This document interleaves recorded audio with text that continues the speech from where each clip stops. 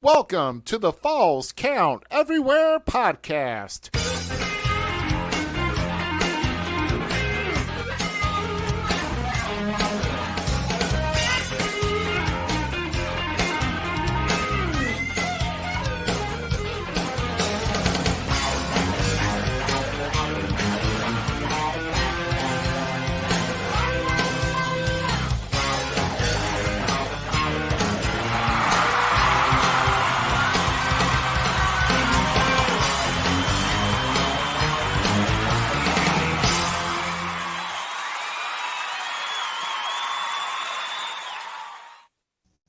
Hey, well, you know, it's another Sunday night, our third Sunday night in a row here on the Falls Count Everywhere podcast. Jeez, wow.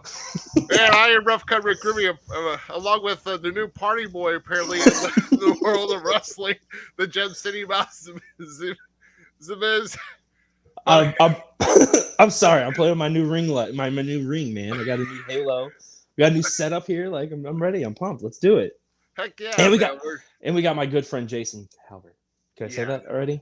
Yep, who will be our featured guest here in just a little while here. And, of course, we're just going to be taking care of some business here in just a moment. But, hey, so how's your weekend been? It's been a good one. Pretty good one. Do anything exciting? Did we? Exciting? Shit. Did you do anything I feel like we did do something, and I can't remember what it was. I woke up, I ate, and then I went to bed. Pretty much, like it's pretty much what it's been. Obviously, like we did something yesterday. We had. I mean, I'm hanging out with my kids and my wife, and everything's always good. Yeah. So, shoot, yeah. Well, I've had a pretty busy weekend myself. Hi, Chris. Yeah.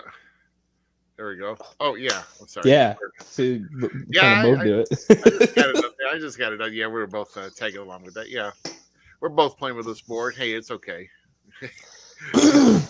I'm not going to say any further about two guys playing with the same thing. So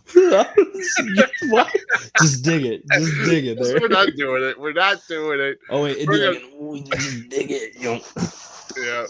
So big week and so far. CHWA just wrapped up John Holio 8. And a major thing, I've got to give this guy a little bit of flack whenever I talk to him next, whenever that is. But apparently, the General Vader finally talked the one and only Shaft out of retirement. If you he actually wrestled Damian Blackwell at the end of night 1 last night. Dang, that'd been worth a C. Yep, and then also IW Productions had a great show last night. Marcellus Knight was down there, and of course, countless others that were down there. My boy Sid Holland. Sid Holland was down there. Sorry, I wanted to do a shout out. Go ahead, continue. There you go. Yes, Sid Holland out there. Dick Douglas was down there. Sure, yeah. So a big show, and that's kind of out there. And then also yesterday, SICW with a great fundraiser over Fairmont City, Illinois for the first responders. Had a great turnout there and a great show there. A lot of money raised for them. And so props to the city of Fairmont City for helping with that. And ACW. Last night, I watched a little of that scaffolding match. Yeah, ACW last night in Washington with a great turnout, and let's just say there's a lot of kids with who decided to. There's a lot of LTX shirts that were out in the crowd last night, and a lot of rough guys. So yeah, so thank you to the city of Washington for showing their support for me. So that was pretty there awesome. We go. That's better. And Mason, the sound guy. Is he still? I'm surprised Mason the sound guy is still around. Kurt Alexander beat the hell out of Mason the sound guy. Hey, and I don't know who's posting it, but hey, guys, just real quick, if you're on We Talk Wrestling, make sure you're going to StreamYard.com/Facebook to give permission to show your name, so we know who you are, so we don't have about 4 Facebook users posting different comments. So, y'all blend. Just got to get some permission. Yeah. Or you can go, or Ruby, they could go over to, our YouTube page, join us there because we're currently live there on YouTube too. So Right. jump over there, do that, or go right into our Facebook page at Falls Count Everywhere and join us there too. So there's 3 ways, guys. One of them just has to do a little bit more work, but that's because you have my beautiful face here. Sure, yeah, you got all greatness over here. Like I said, just for example, a comment from YouTube. While little Jamie posted in about Playboy WH, why he can post and I don't know. I don't have anybody blocked, so I don't get it. I guarantee that's Curtis himself through We Talk Wrestling. Look at it, Brute Crew needs to come back. Yeah, I'm with that. I liked Brute Crew. Zamiz yeah. respected Brute Crew. It must be Facebook user Alexander that's posting those. Yeah. That's posting those comments. Yeah, but great crowd at ACW as well last night as we have new tag team champions. As you can see, PYT was cheated out of the belts. They were cheated. And you know what? It was an interesting scaffold match too because we had to do another variation because apparently I don't know if because it was a high pavilion. You know, it's right. It's fairgrounds. It's a swine pavilion. So you could have had something high, but for the general safety, and I guess because the insurance company saw Starcade 86 or 87 with Jim Cornette hanging off the scaffold and breaking both the knees when he dropped down, and they're like, "Nah, you can't go that high." So there were 10-foot scaffolds, and what happened here is both members of the team had to stay on the platform for 10 seconds in order to obtain victory. So the whole thing is kind of like almost like a ladder match. You had to knock your opponent off the scaffold or off the platform to break the count. And you talk about danger in itself right there. You were just trying to, to stay on a scaffold for 10 seconds, and there was like several attempts to stay up there for 10, and then they got knocked off somehow. So that was a knockdown, drag out match. And apparently, I want to do a quick shout out here to Brian James and Mark Morgan, who are the new ACW Tag Team Champions. Get well wishes for Brian James. He actually suffered a pulled groin during the match, and he's got a couple weeks to recover. And also, last night, there's a notable match of a throw in the towel match where Miss Hyde had actually lost to Justin main event, and her own father, the Searcher, threw in the towel. She got mad and put a finishing move on him, and apparently mishaps happen, and Miss Hyde has a broken wrist, fractured wrist. So we're looking about 4 weeks of recovery for her. And so get well wishes to Miss Hyde and Brian James with that. So, but here we go. We got the big from WPA here, Winchester Protection Agency. Dale's in the house here with us here tonight. Have you ever bought a WPA shirt before, Miz? No, you haven't. I don't think I have. We'll talk about this shirt whenever we bring on our guests because we've got some we got some descriptions about what that shirt kind of actually looks like here. But hey, but big news that you posted earlier today. I wanted to pick up real fast and so apparently next year the Great Muta is actually officially retiring from the ring, and he's chosen for his final opponent, none other than the one and only Sting. Now, I don't care how old these guys are, but when they were working back in their day, or when it's battling over the great television title battle, that was probably one of the greatest television title feuds that there was in NWA between Sting and Muta. And then, of course, they worked each other also for the world title about a couple years later, I guess post-Flair era. But the thing is, well, at least for the first time.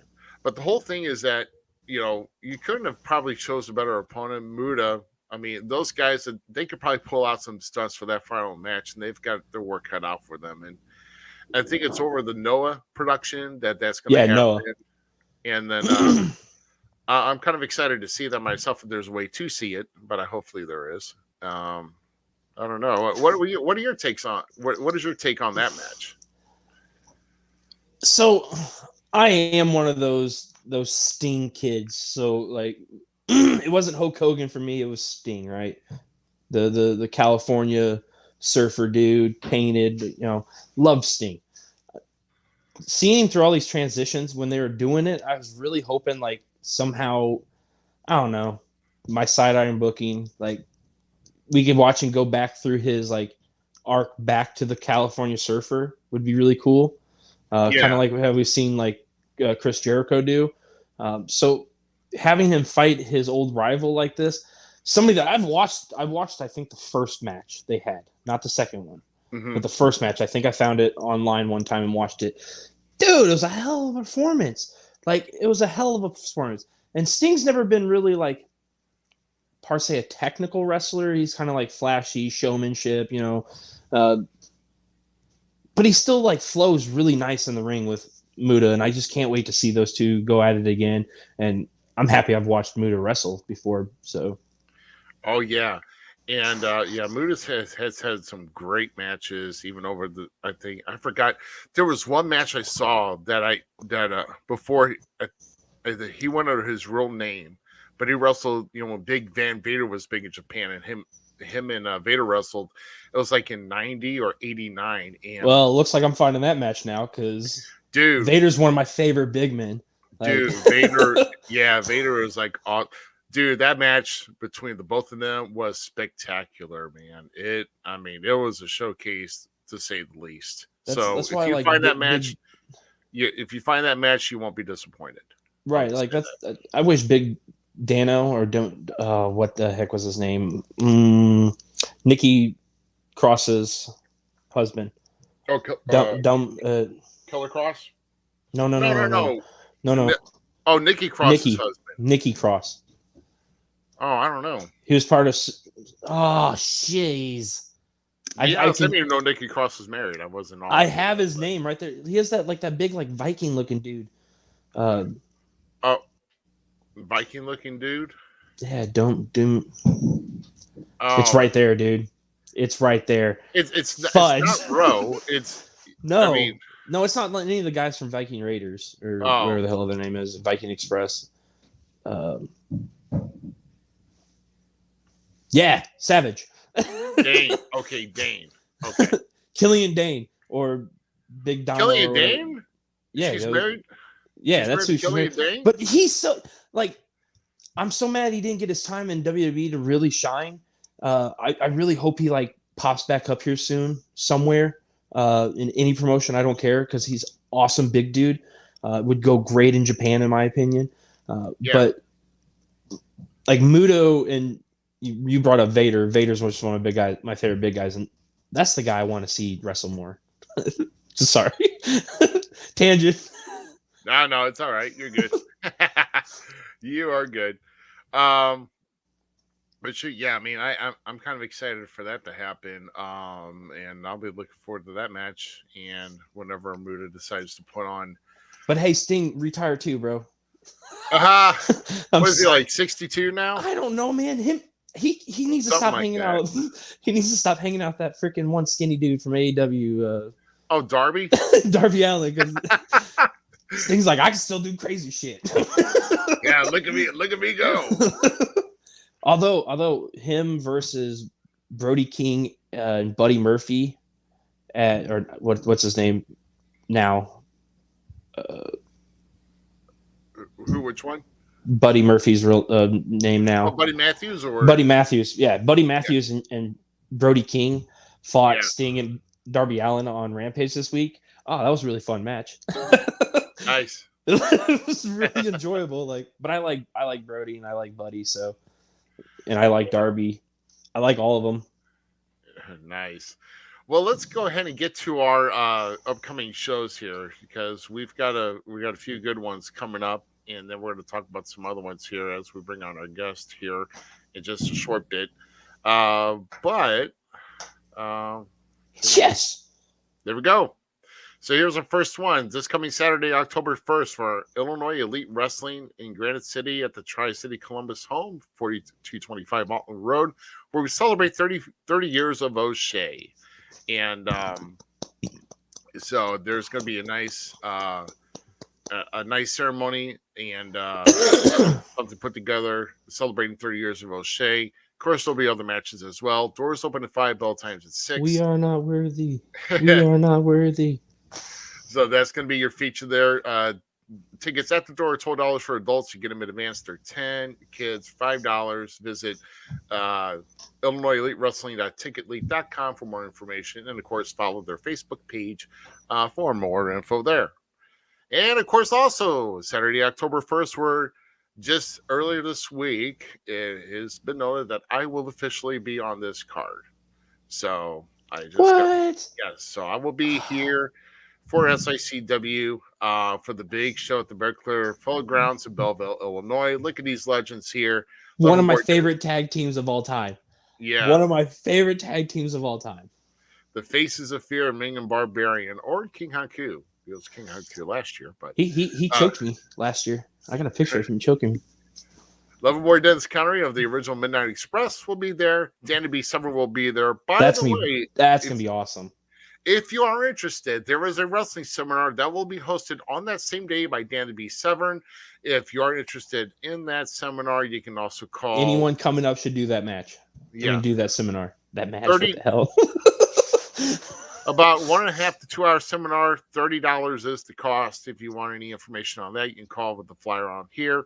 And of course, one of our headliners that's coming in is Psycho Sid Vicious. And he's gonna break a leg. Yeah. Oh. I was still trying to get my soundboard up today, man. I should have been ready to go right from that. Main event here is the Faces of Fear will be facing the new the team, I'll say the team of Attila Khan, the SICW Classic Champion, and Sheik Prater. So tickets for that, if you want to reserve your seats, 618-286-4848. So the meet and greets at 4 p.m., where I believe the first bell will be at, I'm guessing 6. I don't know. I would imagine it'll probably be at 6. I'm guessing. I don't know. I think that's usual time. I think so, but no, who knows? It's going to be a big night. If you start seeing it later than that, we're going to be there forever. Saturday, October 15th. This is where this is a special Olympic slam where it's also featured with American Championship Wrestling, live pro wrestling, and a meet and greet. Featured here are UFC Hall of Famers Matt Hughes, and of course, Danny B. Severn will also be at this one as well. Featured matches is a ladies micro championship match between Beautiful Bobby Joe and Luscious Lori with Little Kato as the referee. I believe here an arm wrestling challenge between Judge Chip Ruffler and their Chip's gonna win. Yeah. I think I'm with the judge. yeah. You put your money down on that. Just bet on losing it. And then respect, Chip. Come on. And the second annual Marcus Mansfield Memorial Battle Royal will also take place. Tickets are as front row tickets $20, second, third row $15, and all other tickets $10. And then of course Special Olympics athletes will get in at $5. VIP is at $75, where it includes all the meet and greet and everything else that's included in here. I don't have any reach out. I should really have some reach out information on this, but contact Louisiana High School for more information on this. And let's see.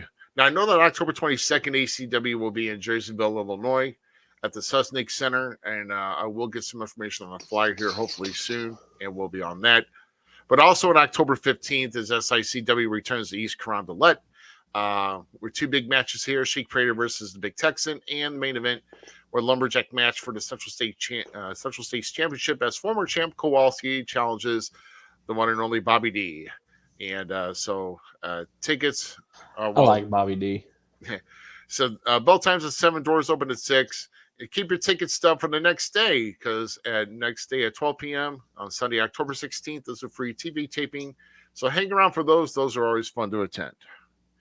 And that's not yet to be done. So sorry. You didn't see that. You didn't see that. So don't forget too. I forgot to get the Right. signage. But Yeah. October 22nd, Quincy, Illinois is going to be hosting Illinois Elite Wrestling up here for Dead Man's Party. Yeah, Dead Man's Party. Yeah, so Saturday, October 22nd. Yes, Dead Man's Party at the Pepsi Arena. Yes, the Quincy, big Illinois. Pepsi Arena. It's not. Yes. Yeah, it's a decent size. Yeah.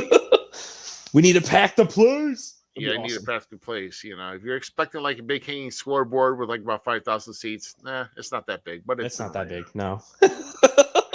Yeah, Pepsi sponsors it, so I guess it's important enough, right? I mean, yeah. It's a big staple in Quincy. Yeah. For Quincy, it's a big stadium. So. Yeah. So let's go. Let's see. So yep. Okay. Yep. There we go. Okay. So. Getting on here, we're going to be bringing on our first featured guest here. We've had it a long time, and our featured guest has been in the business here roughly about 7 years, and we're going to talk about his experience of becoming a lifelong fan and eventually becoming the CAO of World Powerhouse Wrestling, and of course also his new current venture here, ladies and gentlemen. Let's welcome to the podcast, Mr. Jason Halbert. Hello, gentlemen. Hey, Jason, how you doing, bud? I'm good. About time you could bring me on. Yeah, I know. I mean, me and Jack talk too much. I am so sorry. Yeah, you definitely talk way too much. But I mean, Ruby, when you're working with someone of the caliber of The Miz, I mean, let him talk. He needs to be carrying the conversation. I think you've had a couple too many shots to the head. You're too The Miz needs to be running this show. You're too sweet. You're too sweet, my friend. Gosh, man. Already. Mr. Halbert and I go back, man. We're friends. Yeah. We're friends. Don't forget who signs your paychecks in IEW as well there, buddy. I see nothing wrong with this. See? No, he doesn't. No, he doesn't. Not one bit.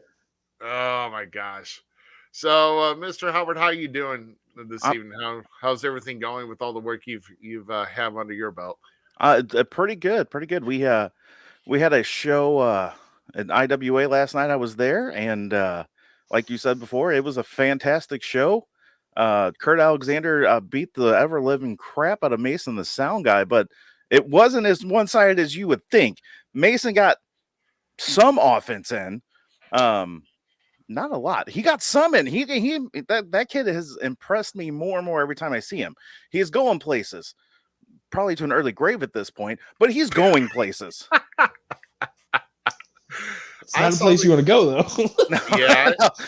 I mean, he just turned 18, I think, and I mean, for an 18-year-old kid, I mean, he's pretty impressive. So, I want to go back up. Someone had asked if I was a fan of the St. Louis Blues.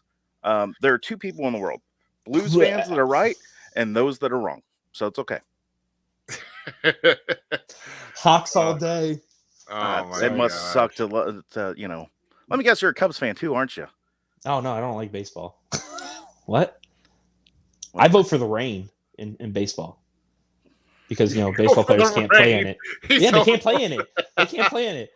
Hockey, they'll play out in the middle of a blizzard. Football, at least they play in a blizzard too. Baseball, it's raining. It's the middle of summer. Cry about it. Right. Yeah, go cry about it. Right.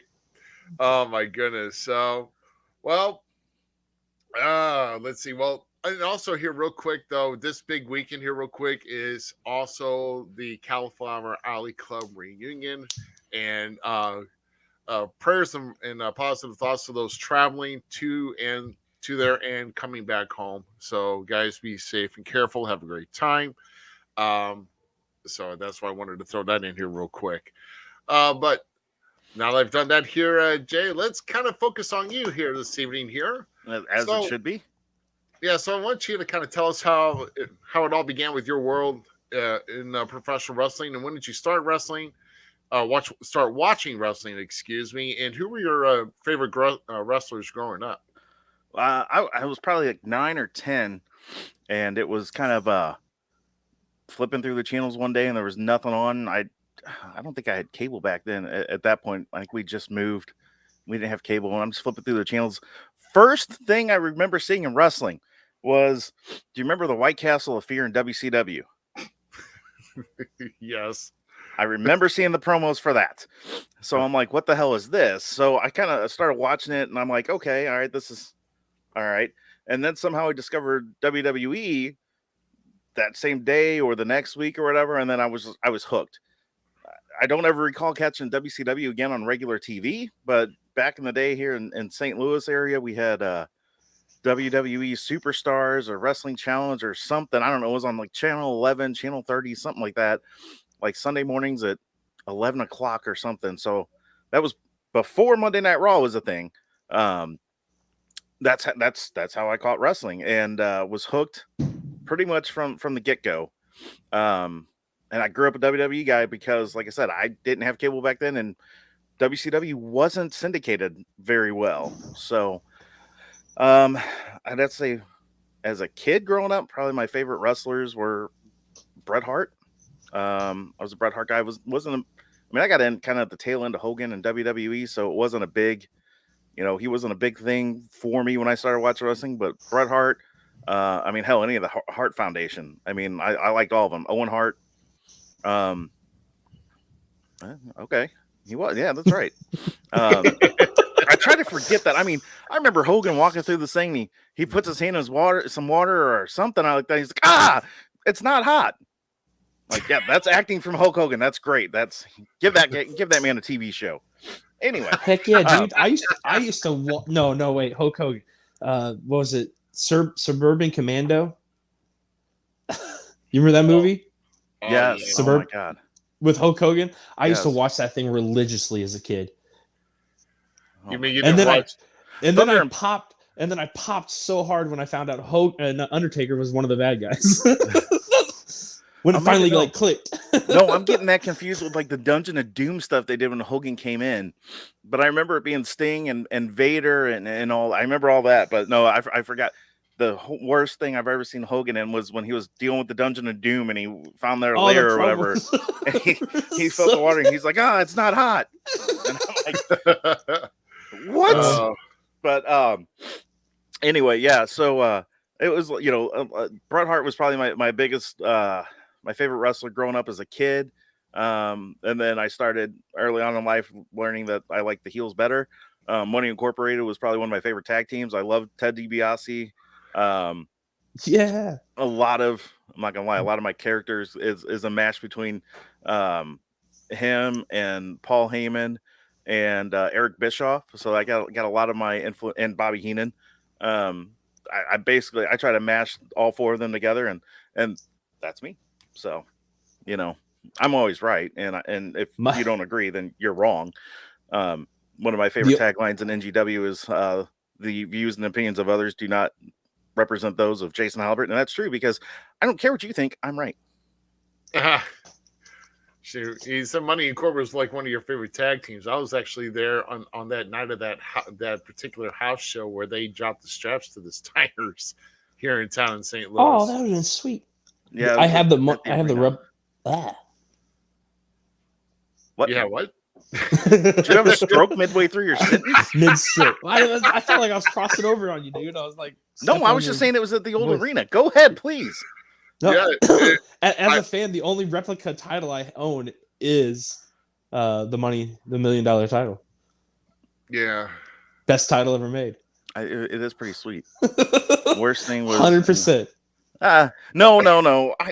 Hogan, Hogan that was best was bad, but Thunder in Paradise. I mean, come on. Let's seriously, let's talk about Thunder in Paradise. Who decided to give this idiot a TV show? I mean, but can I be honest with you here? Hold on. It was a guilty pleasure watch of mine as a kid too. I'm not gonna lie. Looking back at it now, I've watched 30 seconds and I'm like, what the hell was I thinking? Oh, there was nothing on back then. That's why. So, I still like watching Stone Cold and Nash Bridges. Shoot, what about Hogan's appearance in Baywatch, where he had battling Flair and what was it, Flair and Vader, and it had them all, and they were all partying on the boat. I think that was like the lead into Thunder in Paradise or something. They're like, oh, we need to give this man a TV show. I can't imagine why WCW went under. I don't know. Anyway, so but I don't know. As I got older, I started liking, most of my favorite wrestlers are heels, like Rated R Superstar Edge, the live sex celebration Edge, all that. That's so gold. I remember our group of friends. I was the only one, like me and my buddy George, were the the only ones that was Edge fans. That whole thing. Edge and Christian were probably my favorite tag team. Let's see. I loved Alberto Del Rio. I don't know. He was a prick, and my buddy Adrian was like, I don't understand why you don't like Del Rio, and he was being pushed at the time or whatever. I'm like, I just don't like him. He's like, hold on, I need you to think about this. He's kind of a dick. He's a good wrestler, and people hate him, and he's being pushed. That's everything you like in a wrestler, and he's the heel. I'm like, you make sense. I think you're right. I kind of do like Del Rio, yeah. So Del Rio was cool. Oh, I was there when he won the Royal Rumble in St. Louis. Yeah, but I would. No, it wasn't St. Louis. That was the 40-man, wasn't it? That was the 40-man. They should have never done 40-man. By the way, no. That was the 40-man. I would have to say probably. I think was the one in St. Louis. No, was it? Fuck. No, it was the next year. Sheamus actually won the one in St. Louis in 2012. Yeah. Okay, that's what I thought. Yeah, okay, I fudged up. But I would have to say probably my favorite wrestler of all time was probably Edge. I mean, I appreciate the stuff Bret Hart did, but I relate more with Edge. The only Bret Hart I can't say that. I really liked Bret Hart back when he was the good guy too. But the Bret Hart that I really got like hooked on was when he turned heel, when he became anti. Yes. Oh, that stuff was beautiful. Gold. Beautiful. You make the guy heel in the States where you do 75% of your shows, but then everywhere else he's a face. How in the hell are you gonna? Oh well, they pulled it off pretty damn good. I'll have to say, like he was cheered everywhere, and Stone Cold and Shawn Michaels and everyone.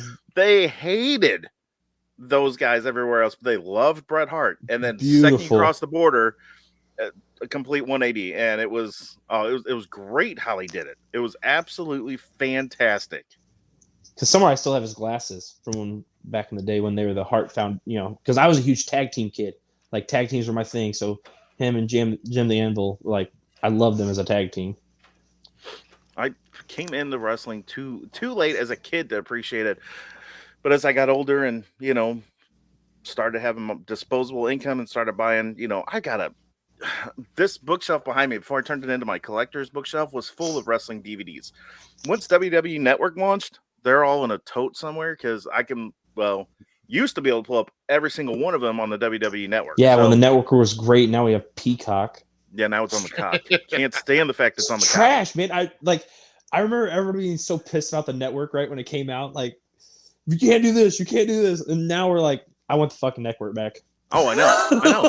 My biggest problem with Peacock was, and it's been a while since I've tried to watch a pay-per-view or whatever on there where I wasn't starting from the very beginning. What I hated was when I would turn on the WWE Network for, Royal Rumble or whatever. If I was 20 minutes late, I could start from the beginning. Awesome. Peacock, nope.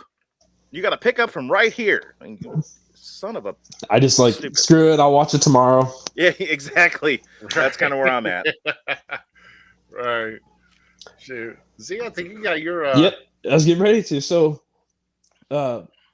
with your love of wrestling, you started a project with two of your best friends. Yes. What was that project, and what did it involve to get you to where you are now? Well, so I was working at a big box retailer that's people wear red and khaki there. I was working in the electronics department. I wasn't an actual Target. I mean, a big box retailer employee at the time. I was actually employed by Radio Shack, working in the Target Electronics selling cell phones. One of the guys in the electronics department, there was a huge wrestling fan. He ran his own podcast and all that. And he and I, when we worked our shifts together, we would talk wrestling a ton. And he's like, oh, I got this podcast and blah, blah, blah. So I started listening to it. And he's like, have you ever thought about starting a podcast? I'm like, oh, I don't know. I don't think I have the time. I don't think I've got the equipment. Well, several $100s later, and I started acquiring certain items to start said podcast. And I'm like, well, now I need co-hosts. How am I going to do this? So I approached my two best friends, Jason Heath. He was our sound guy. Well, he started out, first off, let me go back to him. I grew up across the street from him as a kid. I think he graduated. Yeah, he graduated with my sister. So I didn't know him that well back then. Because they couple years older than I am, about 4 or 5 years older than me. So I didn't really know him real well. I knew who he was and all that. And then throughout different events, I got to know him, and it's like, okay, he's one of my best friends. He started out as our photographer in WPW. He did our still shots. He bumped him up. We bumped him up to our camera guy, ringside camera guy. Then he took over as sound. Um, so he's by far one of my closest best friends that I've ever had. And then he and my other friend that I actually went to high school with, this guy, Adrian Masters. Um, I he was probably I think my one of my longest friends, like lengthwise. I met him, I think, my freshman year in high school. Funny thing is, I didn't really get along with him that well in high school. I knew he was a wrestling guy, so we would talk wrestling a lot, but I didn't really like him in high school. It wasn't until I think it was a couple years after I graduated um, that we had a couple college classes together or something, and then we ended up being best friends. And when I say best friends, we were beyond that. What my wife I don't even remember when that came up. It might have been my wife coined the phrase. We were HLPs. We were heterosexual life partners. So we were closer than best friends. Um, we were essentially brothers from different mothers. That's kind of how it turned out. So I think it was. We're gonna fast forward, and he basically started out in WPW as our sound guy, and well, first he was a jackass, and then he turned into our sound guy. But I think it was. I'm trying to think. It was 2013, I think it was. It was the Royal Rumble of 2013. God, I'm having issues. I think The Rock won the title. He beat Punk, or The Rock. Yeah, There that was was something with The 13. Rock, and we were just bitching about it and arguing about it. And he thought it was great, and I didn't like The Rock coming back because it wasn't The Rock like he was trying to be. He was Dwayne Johnson playing the role of The Rock, which I know how ridiculous that sounds, but it wasn't The Rock, and couldn't stand it. And I hate the part-time guys that come back to WWE that push the guys that are wrestling 300 days a year. I hate those guys. They push them out of the way and all that. And we were just sitting there arguing about it. And I'm like, you know what? Fine, we're starting a podcast. And he's like, no, we're not. We're starting a podcast. And so then I talked to, and Heath was there with us, and I'm like, and you're going to be on it too. He's like, oh crap, because he's kind of a relatively shy guy. So we started a podcast and wrestling related, and I was kind of trying to figure out a good name for it. It's like, what could we do? What could we do? The Hour Bomb. That's what our podcast was called. We kind of had a little gimmick to it. I would have a whole, the let me go into my spiel. I had a whole list of stuff I had to get through. I had a 1 hour time limit, and those two would try to get it to where I wouldn't complete my list. You ever seen Pardon the Interruption on ESPN? Very similar to that. That's where I got the idea from. So that's kind of how that got started. We did that for 4 years, maybe. Yeah, I think maybe three or 4 years. I don't know. We made it. We were over 150 episodes when life got in the way and my real job got in the way, and we had stopped doing it. If you search it now, first off, I'm going to tell you, I was a lot younger back then. I was a lot more stupid, and I said a lot of stupid stuff back then. So if you ever Google the Hour Bomb, you'll find some of said shows. I can't be held responsible for things I said back then. Anyway, so I mean, and I'll tell you right now, there's language in that, and I don't mean stuff you want to listen to around your kids. Anyway, so we did that for a while, and we talked to it was Chuck Maddox, the old ring announcer for WPW. Old Chuckaboom. Chuckaboom, yes. Ran into him at a Ring of Honor show in Collinsville at the Gateway Center. And he's like, hey, you know what? I work for a wrestling company. We got a show next week or I don't remember how long it was, but he's like, you should come to the show, check it out. He's like, you do a podcast? Yeah. Why don't you come check it out, and maybe you can talk about us on your podcast. I'm like, okay, cool. So we did. We checked it out. And then, like I said, it was shortly after they launched, and we went in like you're supposed to as nobodies. We shut up. We showed respect to everyone.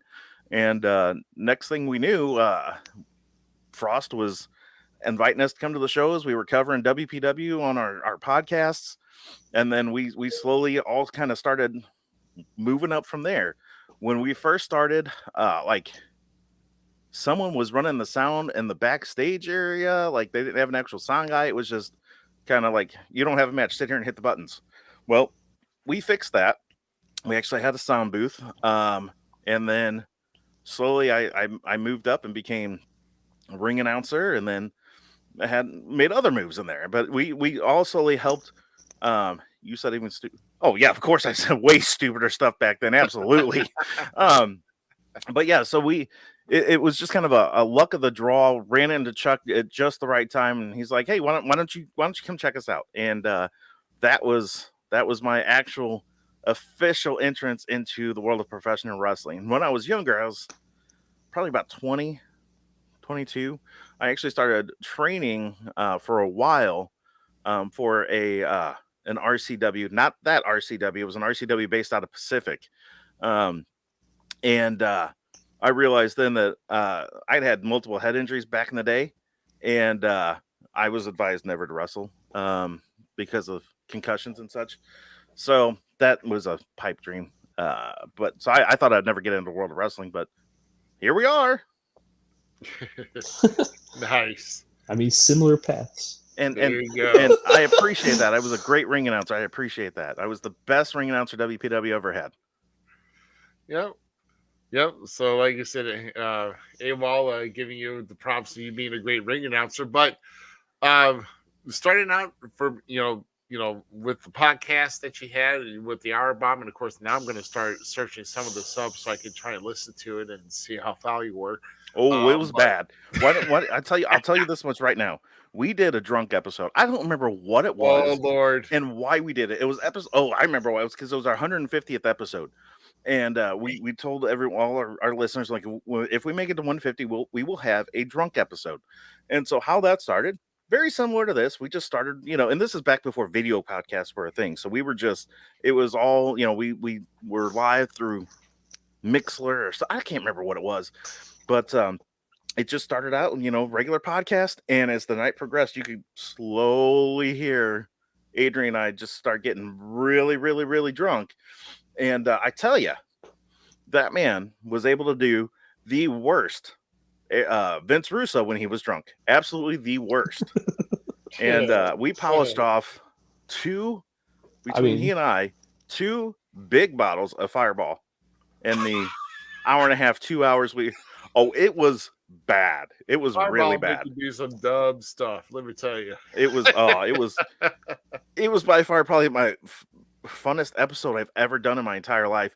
But yeah, it was rough. If you listen to that one, if you're not going to listen to any other episode of that, I would suggest that one, the drunk episode. It is by far the best one, and it's probably the funniest. wow, wow. You know how Pee Wee Herman had Pee Wee's Playhouse? He had like the secret word of the day, and everyone was like, penis or whatever. We had a secret word during that one, and whatever someone would say, we were like, oh, we got a drink. And then they realized what the secret word was, and then I think they were trying to give us alcohol poisoning. But yeah, we had to stop that real fast. Wow. Yeah, I bet so. So, breaking away from after your stint as ring announcer, how did your path start with you becoming a manager, and what were some of the notable talents that you had under your tutelage? Well, it was a night that I had been in communications with, at the then time, WPW champion Xavier Frost, and he and I had some discussions backstage, and he was looking to pick up an insurance policy, and I was kind of getting bored as ring announcer. So he had a title defense against, at the time, the shooter Curtis Payne, and not gonna lie, he was a little worried about that. Not a whole lot, but he wanted to make sure he was going to walk out of there with the title that night. So he and I talked, and there had been some issues earlier in my career in WPW with a certain individual, Uriah Elazar, and he ended up breaking some of my ribs and all that, and then I ended up getting a clause on my contract where no one could touch me. I was off limits. So we used that to our advantage. And Curtis Payne had Xavier Frost and a sharpshooter, to which it wasn't looking good. Referee was not in the ring at the time. and I just kind of slid in there, and I gonna say I hit Curtis Payne, and I did. It didn't do much good. It distracted him and allowed Xavier Frost to get the win. And then I promptly was fired, and then Curtis Payne kicked the living crap out of me. But yeah, and then Xavier Frost officially brought me in the next show as his manager. So I managed the likes of it was really him and Sniper. I had both of them under my guidance, and yeah, they were fun to manage. Let me tell you, because Xavier Frost was he was not a nice guy at that point in time. He had made the heel turn, and we had a lot of fun with that. So the first stint was mainly Xavier Frost and Sniper, but we had a knockdown drag out match up in Jerseyville at the Susnick Center. It was Xavier Frost against Curtis Payne in a Falls Count Anywhere, no holds barred, something like that. I don't remember what it was. We fought everywhere over that arena. We almost went up to the little balcony area for the office and started brawling up there. But Curtis had Uriah out there on his side, which was fine because we had Sniper. And I don't know if you know who Sniper is. Sniper's a big dude. So we weren't concerned about that at all. And I mean, we beat the living crap out of each other. Yours truly. I mean, I got taken out a couple of times, but I mean, it was a fantastic match, and it was a great run with those guys. Nice. So, with all that being said, you moved up quite quickly through the ranks of WPW, going from manager to CEO. How was that transition, and what was the biggest challenge you ran into? Well, so it basically boiled down to, at the time, the CEO, Scotty Mack, was not showing up. He was not fulfilling his CEO duties. And they were very impressed at what I had done in WPW at such a short amount of time that they approached me about being CEO. And I'm like, okay, why not? I don't see an issue with this. So I, of course, graciously accepted. And for a while, I was trying to be right down the middle. I really was. Believe it or not, those of you that know me, I was actually trying to go right down the middle. And then I realized that I got paid more by helping out my friends. So I did. And I think one of the best things is I had, I'm not going to say unlimited power, but I had quite a bit of power to do whatever the heck I wanted, as long as it benefited the company, which it did. I mean, I was the most successful CEO WPW ever had. I mean, we had, Chip Leffler was our CEO for a while, and then Scott McKenzie was our CEO, and then it was me, and then I don't think there was a CEO after me. I think they ended up going with the general manager. But I mean, it was the issues I really ran into there. Xavier Frost and I didn't see eye to eye, and he and I had quite a large, drawn out, lengthy feud for several years, and it's probably one of the most memorable feuds WPW has ever had. I was always one step ahead of him, or so I thought, and I got quite a few over on him, but he ultimately, got the last laugh a few different times.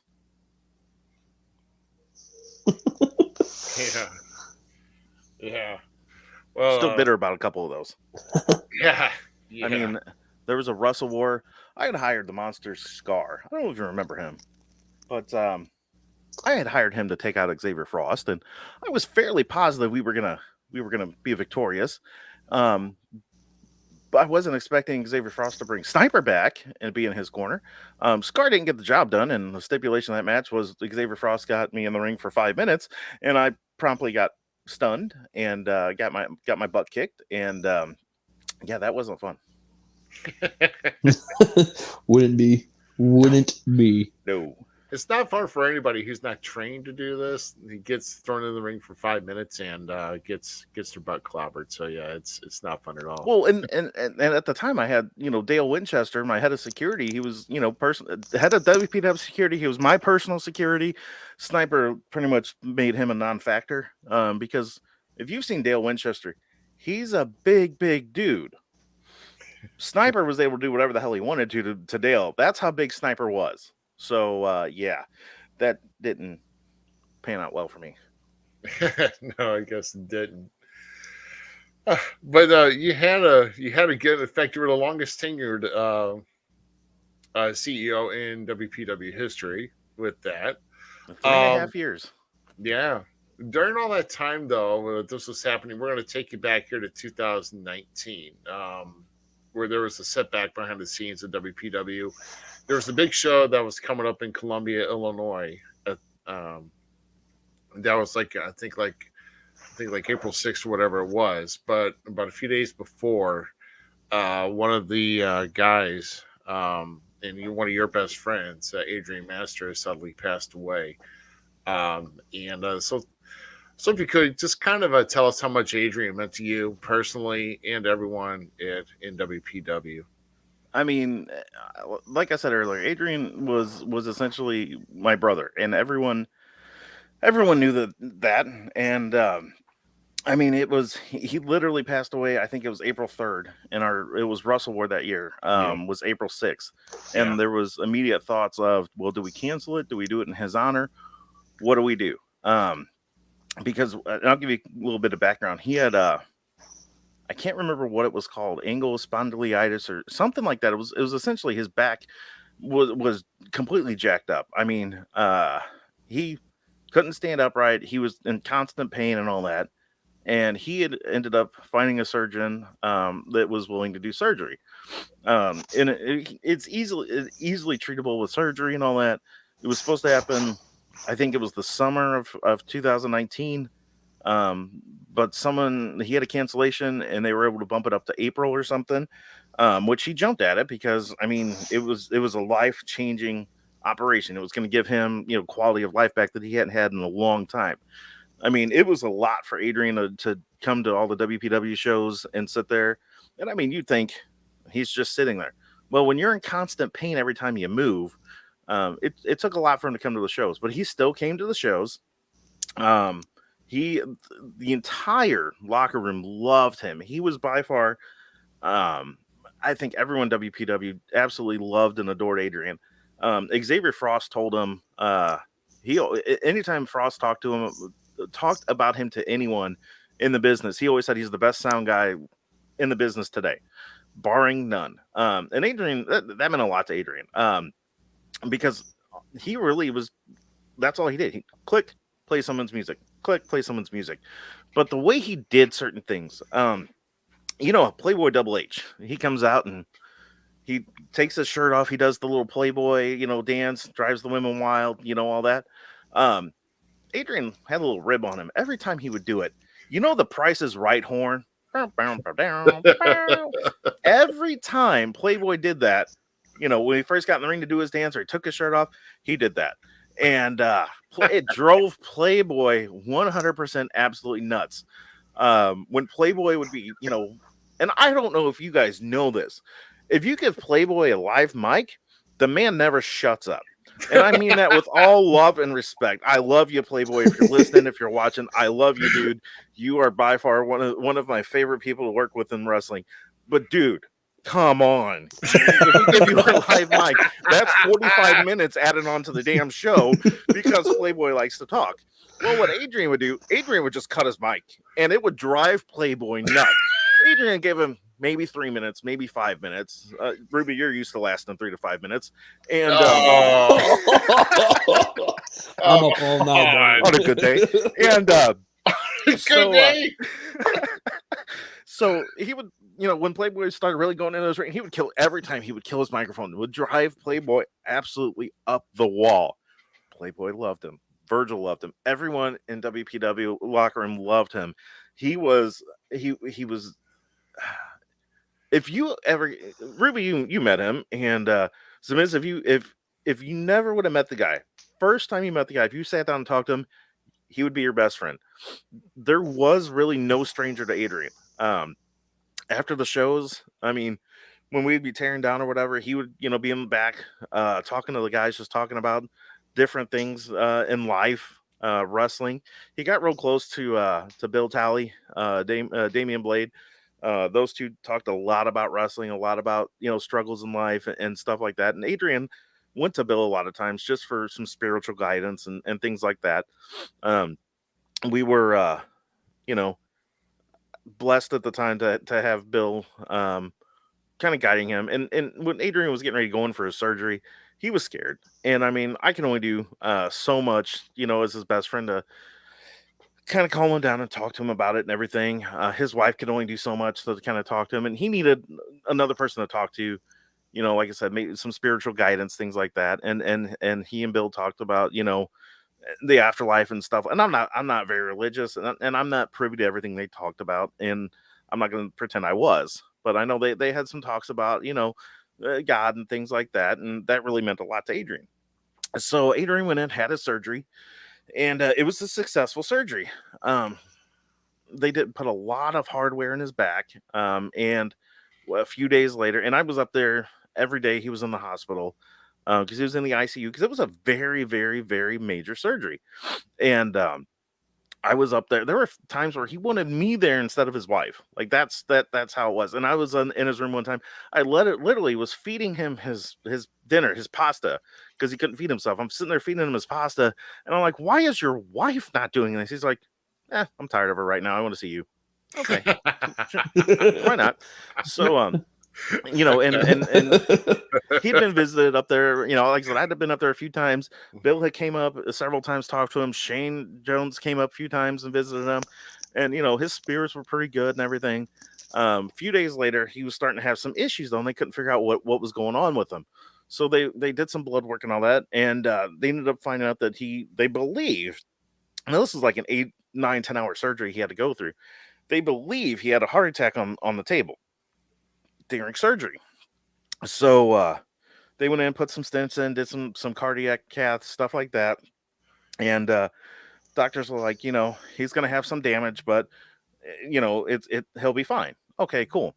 So he was up moving around in the hospital, and I mean, I can't tell you last time I saw that man standing upright and everything. It was absolutely fantastic to see him standing up, like fully up, because before he went in for surgery, I mean, he like I said, he couldn't stand up. Like if you go to McDonald's or something, look up at the menu board, he couldn't look up at the menu board. So he ended up getting discharged from the hospital, and he went to a inpatient rehabilitation facility. So he was there, I don't know, a few weeks or whatever, and he was progressing, basically learning how to live again, learning how to walk again, because I mean, it had been years since he'd been able to walk like a normal human being. And just one night, they went in. They would always do hourly checks. He wasn't hooked up to monitors or anything, but they would go in and do hourly checks on him and all that. And they went in. I think they said at like 3 a.m. he was fine, and they went in at 4, and he was gone. Um, we chose not to do an autopsy because he was an organ donor and all that. So we believe, and the doctors believe that he just his heart there's too much damage to it, and his heart just gave out in his sleep. And none of us were expecting it at all, and it hit all of us in the locker room pretty hard. It hit all of us, his family. I mean, obviously, all of his friends. I mean, none of us expected it. And I mean, he didn't live the healthiest life, but he couldn't because of his back. He didn't eat the greatest, but I mean, none of us eat the greatest, but we didn't expect anything like that to happen. Um, but we ended up again. There was talks on, do we cancel the show? His wife said absolutely not. Let continue. Let's have the show go on. And so we did the show in honor of Adrian that year for Wrestle War, and we had all the wrestlers and everyone come out and circle the ring, and I was a bawling mess in the ring watching the video that Shane put together for him and all that, the tribute video. And then that was the night I got my butt kicked by Xavier Frost. And then also that night, there's only really 2 or 3 things I remember that night. And the other one was the title match between Victor Cortez and Playboy Double H in a tables match or hardcore. I don't remember what it was. It was by far the best match of their career that I've ever seen. Both of them, Victor Cortez and Playboy, both. I mean, they both, went out there in honor of Adrian to, they dedicated the match to him, and he would not have been upset at all. And then we ended up having his funeral that following Monday. We had the wake the day after, and the amount of wrestlers that showed up there to the wake. I mean, to the first guys that were there were Playboy and Virgil. They were there, and I'm gonna forget people that were there. I was a mess. And I'll tell you. Let me backtrack a little bit. When we were trying to figure out his arrangements, there were things that his wife, his mom didn't know that they relied on me to know. Did he want to be buried? Did he want to be cremated? What about this? What about that? I had to help pick the man's casket. That's something that I was not prepared to do. And we all had to laugh. I don't know if you've never had to go to the funeral home and help pick out someone's casket, you're lucky. But there was this ugly ass casket. I mean, it was like pink with like roses and stuff like that. I'm like, that one, that's what we need to bury him in. That one right there. And his mom and everyone was just laughing. They're like, no, he's going to come back and he's going to haunt your ass for the rest of your life if we put him in that. I'm like, but anyway, we had Playboy there. We had, I know Frost was there. I think Shane was there. Ivan was there. God, there were a lot. Like most of the locker room showed up that night and showed their respects, and just the outpouring from the wrestling community, the outpouring from like friends that we had forgotten about, like his classmates that he graduated with, 20 years prior. I mean, he meant a lot to a lot of people. And sometimes you kind of wonder what kind of an effect you've had on people's lives. I can tell you right now, he would not have expected the outpouring and the effect he had on these people's lives. I mean, like I said, I set up a GoFundMe for his wife, and there were people he hadn't talked to in 10 years. One guy donated $500. They had a falling out years ago, and he's like, I wish I knew what happened, but he donated $500 to his GoFundMe for his wife. That's the kind of outpouring that he had to everyone. No one was a stranger to him. Marcellus Knight just texted me. He's like, hey, I was there too. Like I said, I'm going to forget people that were there. I can't remember everyone that was there. It was all kind of a blur. Bill Talley was the officiant for the funeral and all that. And the funny thing was, and I'll never forget this though, Adrian was bummed because he was going to be in his rehab facility for WrestleMania that year. And I told him, like, I had it planned where I was going to go up there. I was going to bring my laptop and we were going to watch it on the network. I hadn't told him that yet. I was just going to kind of show up one night and be like, hey, we're watching WrestleMania tonight, And so I still made it to where we watched WrestleMania together at the funeral home. We had them bring in their TV, and I hooked my laptop up to the TV, and we had WrestleMania going during his wake. The way it should be going out like we had and we told people, we asked them to either wear, like, he was a huge comic book fan. We're like, please wear your comic book shirts or wrestling shirts to the funeral, to the wake, whatever. And the amount of people that did that, it was fantastic. Absolutely, he would have loved all of it. But yeah, he was something else. He would just he would light up the room. I mean, he was that kind of guy. Like I said, he was a stranger to nobody. Nice, right on. So, how did your tenured as CEO of WPW end, and how do you feel like your success of coming back to being a manager has been since recently? Well, so my tenure as CEO actually came to an end twice. And what happened was we had up in Jerseyville at the Susnick Center, we had I don't know if you've ever heard of this match. Ruby, you've been in this one. You might have been in this one, actually, on Team Halbert. Yeah, you recruited me. Yes, it was the Escape from Skull Canyon match. So I need you to think about this. This is a barbed wire cage surrounding the ring. This isn't a steel cage match because you can't climb this damn thing. This is a barbed wire cage surrounding the ring. It hurt like hell. Oh, the first time we had that match, and we weren't positive how that thing was going to look or if it was going to hold up. We all got in the ring before the show started. Once we got that thing up for the first time, I was terrified getting in the ring, just standing there. I'm like, oh my God, you guys are nuts. So at that time, I had was given an assistant, not an assistant CEO in WPW, an assistant. It was Wapo Chancho, and somehow he ended up it was Dale Winchester's first shot to Sherman Tank, the world's ugliest referee. Somewhere out there is a video of him just getting laid out by Winchester, and it was absolutely fantastic. But what had happened was somehow he had been changing my matches. He had been doing stuff. He'd pretty much been trying to undermine everything I did. So I you know what? I'm like, you know what? Fine. If my team I assemble wins, you're fired. If your team you put together wins, I'm fired. Cool. So ended up, I can't remember who the last two guys were. It was Xavier Frost, and I don't remember who was in the ring for me. They didn't get the job done. However, what had happened was Sherman Tank got laid out by Dale Winchester there, and we had no referee when Frost laid out whoever was the last guy in the ring. Cool, no one to make the count.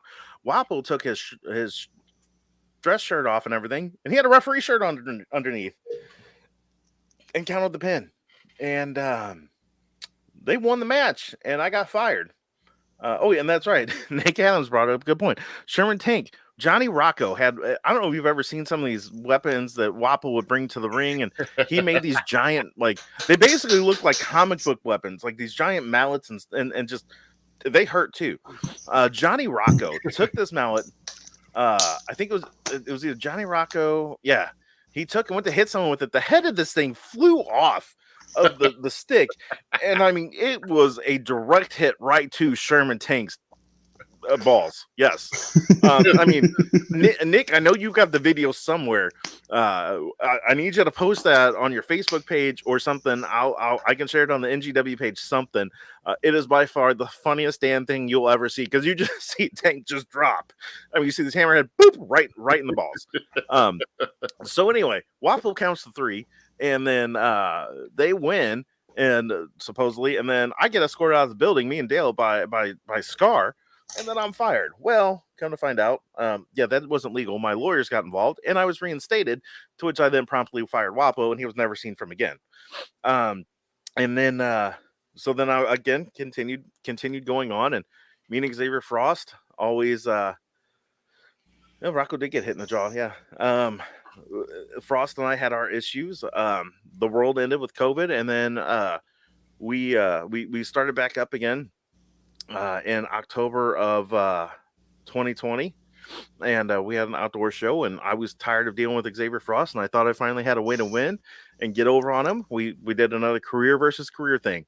I win, you're done. You win, I'm done. So it was me in a one-on-one match against Xavier Frost. And if you think it was just me, you got another thing coming, because I had contingency plans. I had Gideon Morbid on my side. I had my newest clients, the Violators, which was the Monster Scar and the Russian Bear Ivan Stroganoff. They were my tag team I'd been working with. I still got beat, and I got stunned, and it hurt. It hurt bad, and I got fired. But I wasn't done in WPW, because I still had other contracts. I was contracted to take over our new podcast. I had my commentary contract going, so I was still around. I wasn't CEO though,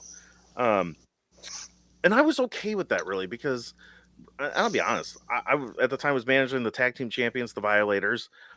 They were running rampant. They were the second longest running tag team champions in WPW history, only behind the members of PYT. And I'll say they used the Freebird rule, but I mean, it was really the PYT rule. And I mean, we had, it was Hot Chocolate Curtis Payne, Playboy Double H. We had Virgil in there defending the title. I want to say at one point in time, maybe we had the Hollywood Stud in there defending the tag titles with them. I don't remember, like, there were so many of them that it was just, it It wasn't Scar. Yeah, it was Savage and Ivan. I don't know if I said Scar on accident, but You did it say was Scar. okay. It was Savage and Ivan, I and was waiting for that It was response to bad. come back. Come Yeah, up. shut up. Anyway, like I always said, Savage is my favorite Violator named Savage. So that's what I'm saying. And we ran. I mean, we just dominated WPW for almost a full year. We had our run-ins with multiple tag teams. Our biggest pain in the ass was the Midwest Mercenaries, your boy Sid Holland and Jake Prater, and we kept, we were one step ahead of them every time, and we always walked away as champions. Or, they like to try to challenge us one-on-one. Well, the problem they forgot is we had Savage, we had Ivan, there was Dale on the outside, and there was me on the outside. They might have been badasses, and they might have thought that they could beat us. They forgot about the equalizers of me and Dale. And again, Dale always had the kendo stick with him, and they ate that kendo stick quite a few times. We finally lost our belts. It was at the Blondie Memorial Show. I think it was August of last year, August 1st, Yep. something like that. We Yeah. had an absolute Sounds about brawl with the Midwest Mercenaries, and we beat the living crap out of Sid Holland, and Jake Prater was we had our way with him. The defining the thing that bit us in the ass was I was going to handcuff Sid Holland to the turnbuckle to where we could absolutely just do whatever we wanted to Prater, and he ended up handcuffing me to the ring post, and then I ate a kendo stick, which hurt, and then they ended up laying out Dale Winchester, and he ended up taking the key and throwing it to Larry Wolf of all people. Larry Wolf had my damn key, so I was stuck there, and I ate a kendo Larry. stick, and I'm out, which then distracted. Yeah, we had kendo sticks. Dale took one hell of a kendo stick shot too. We were laid out. They were That was a distracted. mean one. Yeah, they were distracted by Savage and Ivan were distracted by them. They got lucky and they beat us for the tag belts. And then Ivan shortly thereafter stepped away from the ring, and then I was just managing Savage, and he and I were still in singles competition. We were trying to find if we could figure out a second replacement for the Violator role that Ivan had. But Savage and I worked real well together in singles competition. So I think I had more fun as managing. I will say I had the most fun managing those two in wrestling than I've had doing anything else in wrestling. They're both great. Savage is scary as hell, and he's a big dude. And if you know Ivan, I think he liked me. He didn't like many people. I think he liked me though. Yeah. Well, yeah, you were mentioning that show, and that was which by the way, I actually dropped my US title there too. That That night. is right. You got robbed too. Yeah, El Magnifico, yeah. So You got robbed of a dude named El Magnifico? yeah. Man. Yeah. I'm not sure he's legal. There was a giant taco in his head to the ring, so Dear. Yeah. But disappointed. So about a couple months later or so, and about just under a year ago from today, the sale for World Powerhouse Wrestling was announced, and that new ownership would be in place. So, how did that situation turn out, and where did you go from there with your career? So I'm not gonna lie, there was I was part of a group that was attempting to buy WPW at the time. It was I'm not gonna get into names with that one. But it was there was a group that was trying to buy it. Little did we know there were a couple other groups trying to buy WPW too, all within house. There was at least two other groups that were trying to buy WPW in house. It ended up not working out, and Shane sold it to an outside individual. I'm not going to mention names, but what I will tell you is it didn't quite go the way that everyone thought. Shane sold the company officially. It was November, I think 7th of last year is when he officially sold the company, signed the paperwork and everything.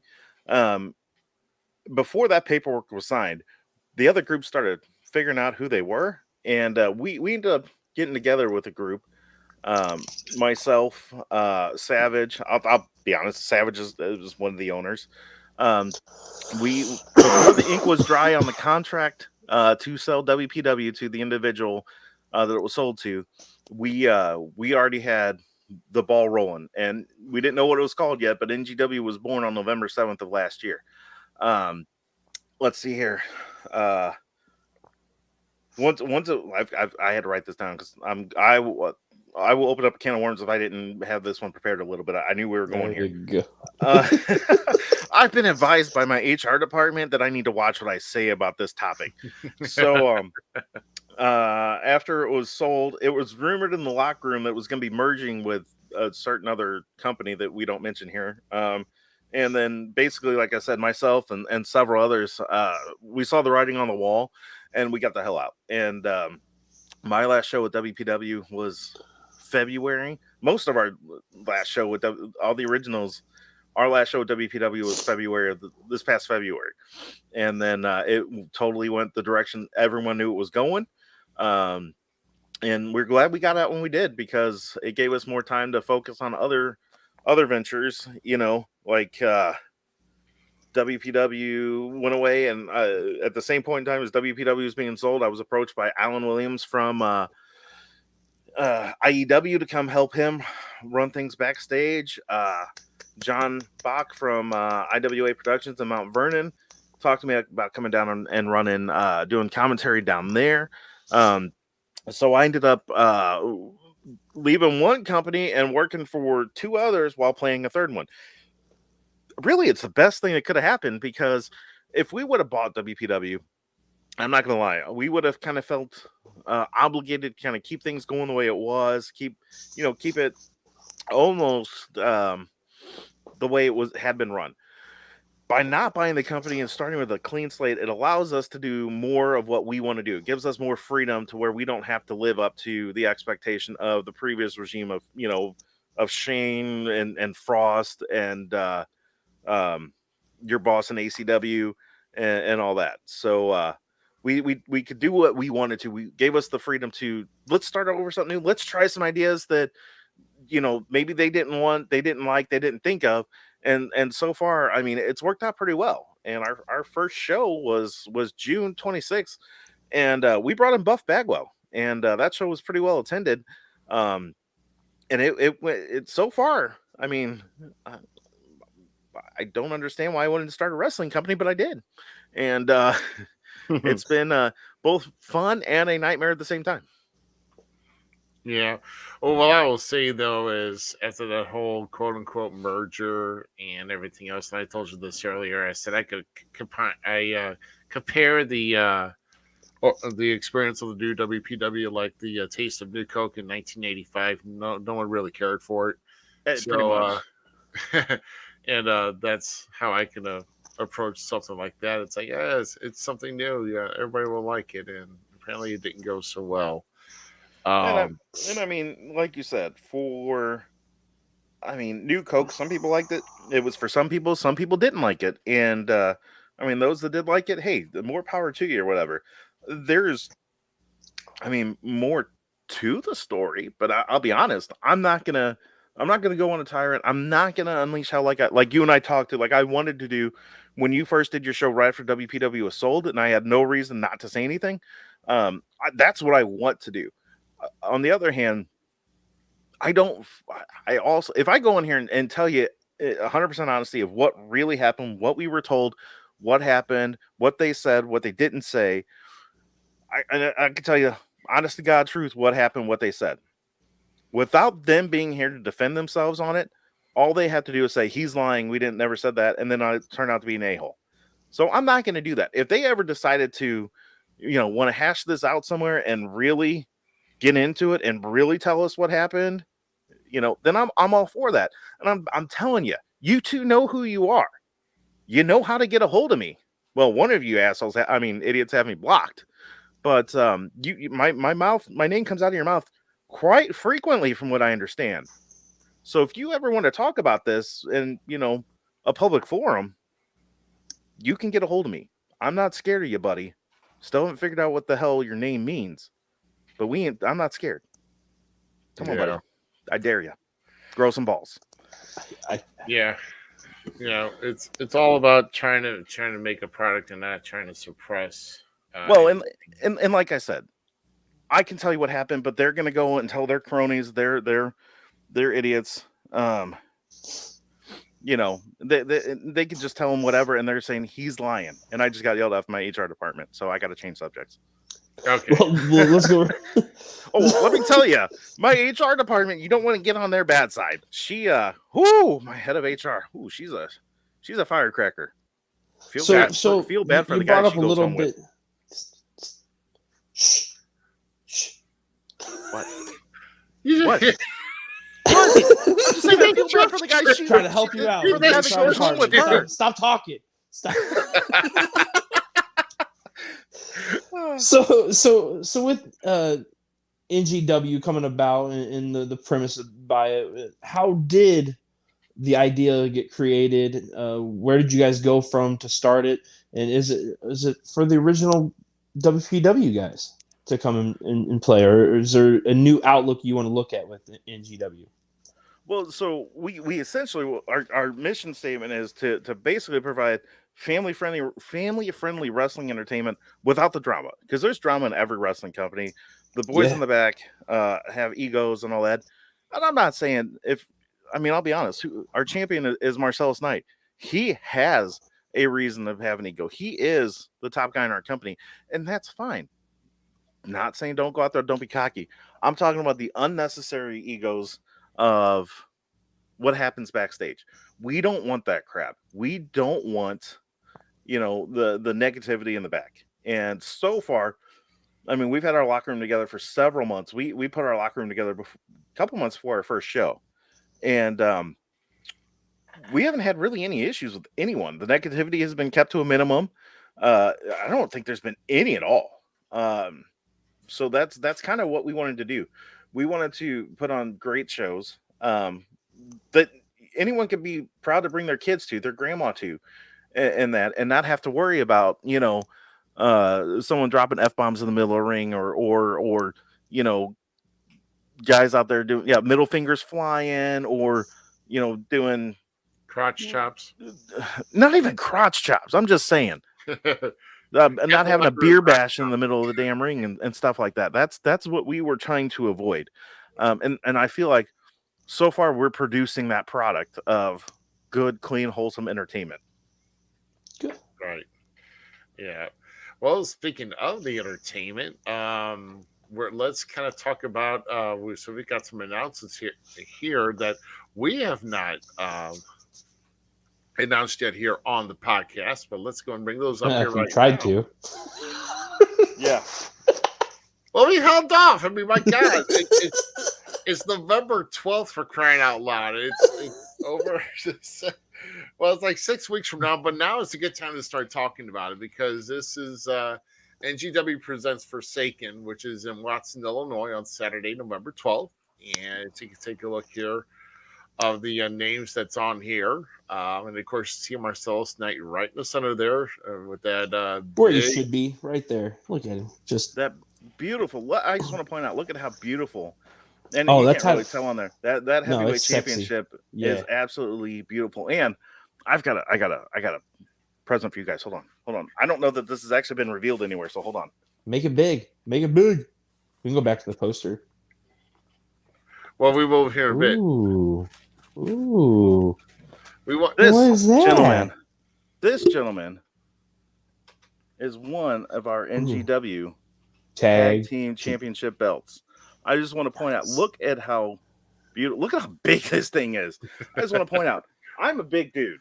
I'm not going to lie. That's bigger than your head, and that says a lot. I know. So this is how big it is on my, I mean, it's taken up, like it's hanging off over here. Like it's huge. Our tag team belt, we spared no expense for these tag team belts.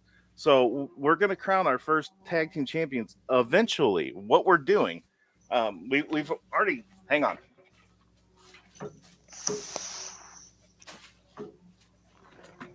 Okay, I'm back.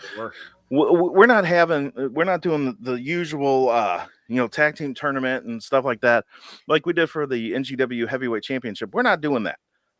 We instead we're doing a tag team championship showcase.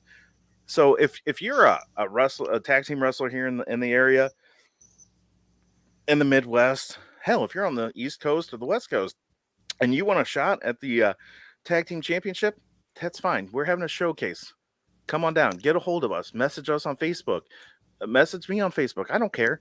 We'll give you a shot. You know, if you impress me, if you impress us, I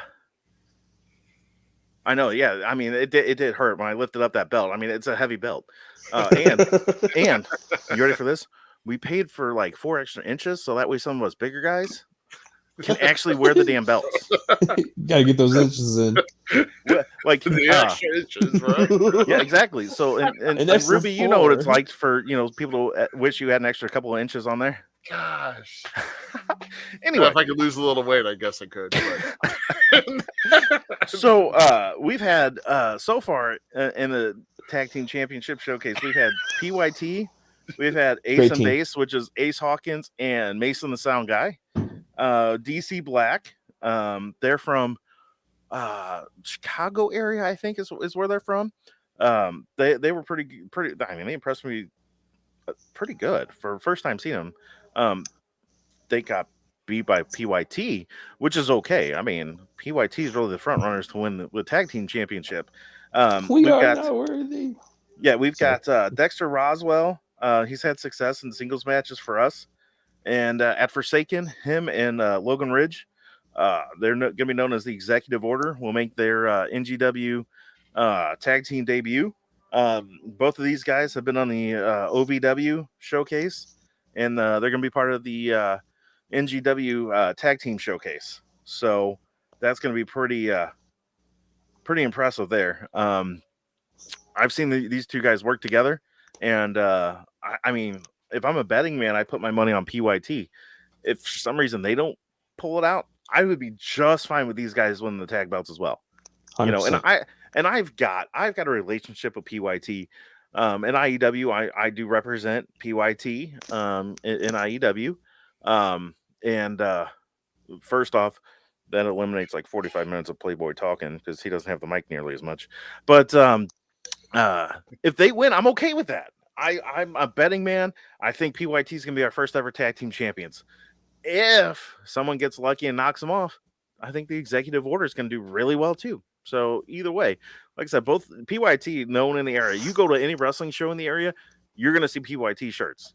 Both of these guys, however, have been in OVW. So that's impressive on its own right there. Not to take anything away from Playboy and PYT. But if you, like I said, if you're a tag team, you want a shot at these glorious belts, give me a call. Send me a message.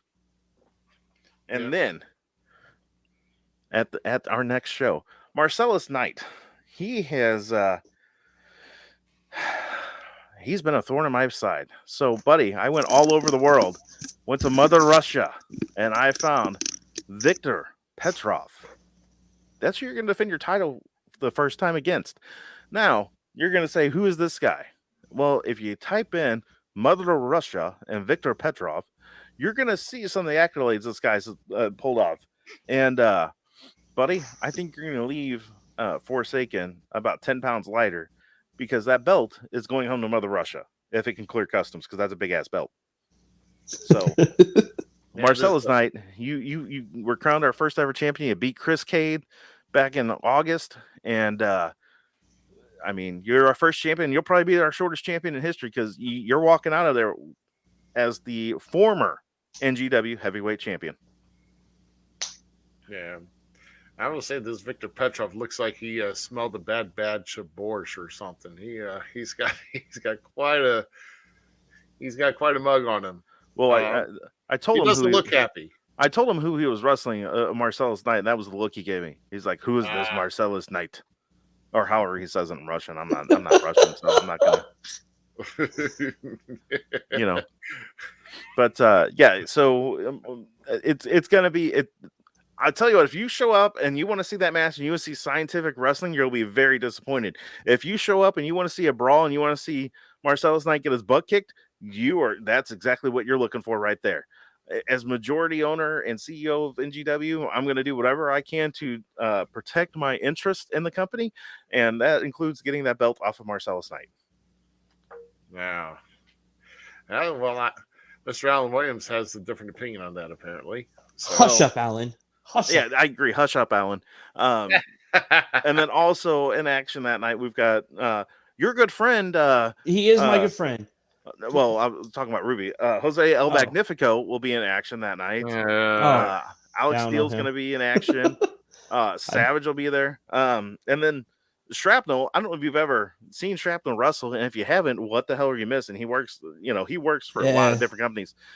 He's a fantastic Chicken wrestler. Fingers. I mean, dude is awesome. Let me tell you. I got Sid Holland. He's been a big thorn in my side lately too.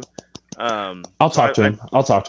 I dug up someone from his past. Oh no, don't do that. Well, I mean, he's gonna There's be in some action. dirty people in his past, bro. Well, Chaz Anthony, those two will be in action together, and then I would be remiss if I didn't mention my favorite investors, Big Strong Baby Boy, B-Rad.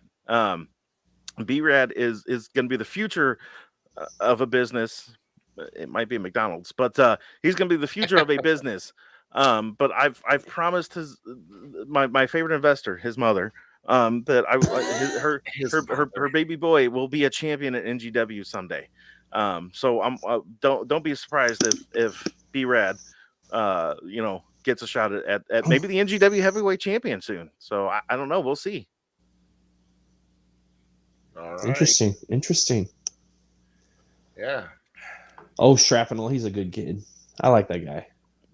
He is. I mean, one of the first matches I remember seeing Shrapnel in was in Jerseyville, and it was him against Sid Holland. And I swear to God, Sid Holland threw the kid so high, I thought he was going to go through one of the basketball hoops there. Like it was Shrapnel. I've seen 747s fly lower than Shrapnel was right there. So, you know how high Cheech and Chong is? Shrapnel was higher than that. Whoa. I know, right? Never disrespect Cheech and Chong.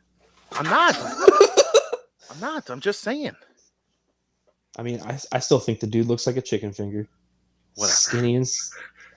I'm pretty sure he'd kick your ass. I'm just saying. I'm pretty bounced right off. Zamiz just doesn't run his mouth. Zamiz can fight. I just choose not to. I'd rather take a more, diplomatic approach to life and not worry about the squirmish. I mean, that's why I hung out Doug. He fought. Well, I mean, when you just find yourself a bodyguard, and then you can do whatever the hell you want. True. Oh, you mentioned the Winchester shirts earlier. I would feel terrible if we didn't circle back to the Winchester shirts. So I don't have it handy. If I had my Winchester, my WPA shirt handy, I would totally grab it. It's the Winchester Protection Agency. Now, for the record, I told him I didn't like that name, and he should call it the Winchester Agency of Protection. Wait for it. Think about it. Did you get it now? Yeah, I wanted him to call it WAP. And because his logo, it's a bullseye, and it's WPA Winchester Protection Agency, something like that, and it's got on here, like on the sides, it's got two. They're supposed to be bullets. They don't look like bullets. They look very nipples. No, not nipples. Oh no. Think about something that buzzes. They look like something they like. Yeah. You go and you think about, what Ruby's wife needs when she's done with Ruby. Yeah, exactly. That's what they look like. Now, he swears to God they're bullets, but I'll tell you, anyone that's seen this shirt, they don't look like bullets, man. They don't look like bullets. I'm just saying. Looks like so. Oh my God! No, I don't think I'm gonna be welcome back on this show after. I think I'm giving Ruby. Oh my gosh! You guys are horrible. I mean, you love us. But I'm just actually trying to see if there's any way if I could pull up Winchester Protection Agency and see if it needs to be WAP. It needs 100%. I know it should be the I support this message. Dale, you're watching. Can you please send me a logo of that shirt? Just send it to me via Messenger. I'll hold my damn phone up so you can see this. It is ridiculous, and he probably won't because it's first thing I said when I saw it. I'm like, dude, those are dildos, and he's like, no, they're not. And I went and grabbed something else. I'm like, what do those look like? He's like, oh yeah, those look like penises. Wait, you went and grabbed a dildo? Huh? And like show No, see, it does look like one. I'm trying to find it here. I think we're all in a quick search mode here. So. No, I'm not. I'm just still enjoying. I know I've got it somewhere. He sent it to me. Come on, Dale, resend it, Dale. Come on, buddy. Come through first, Dale. Let's see. Hold on. Nope, that's not it. Damn it! I don't have it. I thought I did, but I don't have a picture of it.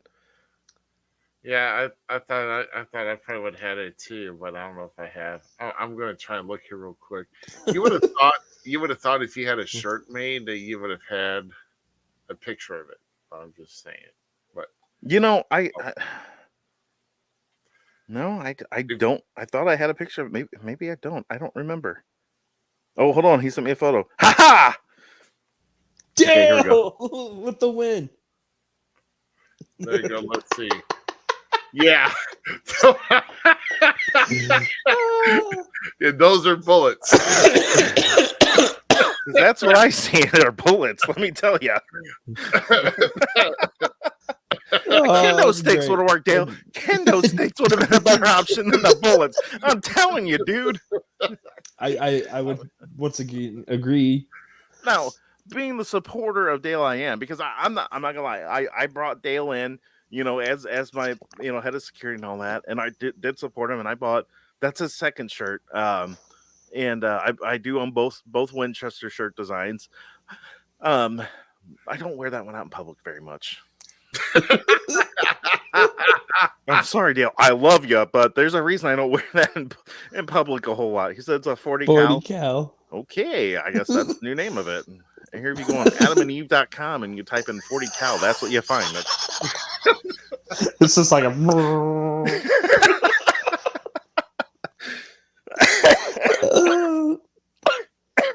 Killing me over here.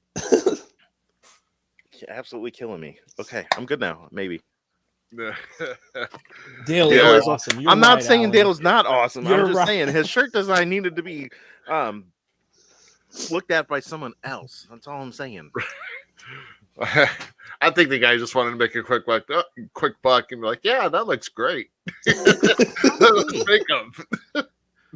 Yeah, he does have. No, I did have this one. Hold on. If you have a second to ever buy a Dale shirt, now he hasn't had many of these made, and I wish he would. This is gonna look very familiar. I kind of want a Dale shirt now. It's the. Ooh, I like that one. I do. He had one of those made as a prototype. It needs 40 cals on it though. Really, he needs 2 Dale shirts. Are we being serious here? It needs bullets on the side of them. Long bullets. Have him in like ab form on his back. Oh my god. Dale, do with it what you want. I think it's fine the way it is. Apparently, Zamiz has a 1-track mind. He's thinking it's missing something. I like the new shirts, but I like it. I like it. Yeah, homage. If he get it, yeah, and I mean that's kind of where he's going with it. He's like, I want to be like the APA, only better. Like, okay, I kind of like where you're going with this idea, and he's looking to. I mean, only really, Adam he and just he basically he's looking. He's got a kendo stick, and he's looking to. Oh, here's the other one. This was another one that he's come up with. That's the same one. It's the same one, except without a bullseye. It's 2 guns crossing in the middle. Oh, but let's keep. No, it has to have the bullseye. This is the one This is like I said. This is the one he had made. That's the one that I have. Right. But yeah, I think he needs the old APA ones. Yeah. I like that APA one. I do too. Yeah. Lose the bullseye, keep the bullets. Yeah, exactly. Yeah. But Kendo you sticks, can see Dale great Winchester at IEW and the only true epic show in Illinois, NGW. So, Yeah. the most epic wrestling show in Illinois. Oh, there you go. Damn, I'm getting There fucking you go. feisty in here. What? Most We're epic. great. Yeah, What? yeah, Have it's you ever great. heard of a thesaurus?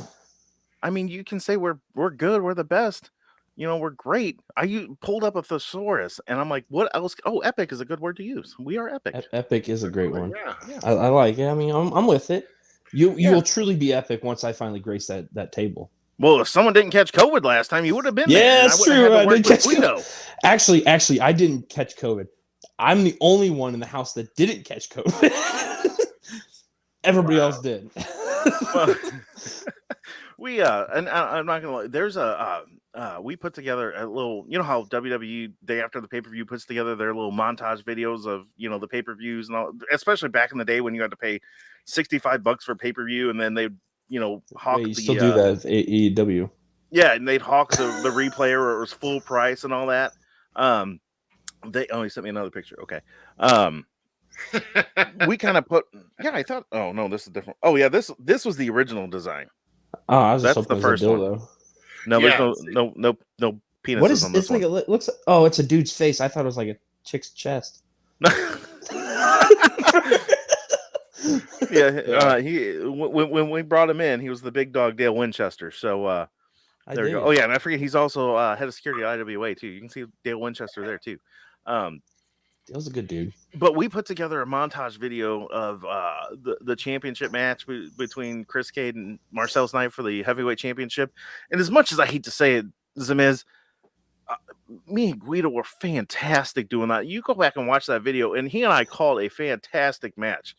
We've called matches in IEW before, and there were a couple of times where he had not a lot of nice things to say about me and stormed off. Because I found that nerve and I just kept chipping away at it. For once, Guido was very professional when we called that match. So I think we posted it to the NGW Facebook page. Go back and watch it. And I mean, the story that he and I told for that match was fantastic.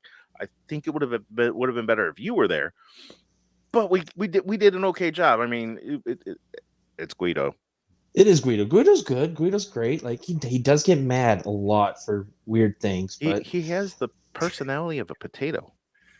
Oh Jesus! I wouldn't go that. He gets me ice cream when I want it, so I'm cool with it. What the hell? Damn it, Guido! I would like you more if you hooked the fat guy up with ice cream or hell, junk food. I wouldn't hate you as much. Guido's my dude. Oh yeah, I'm okay. You have to pardon my French here. At the end of the match between Chaos and Riot, Warren and Chaos,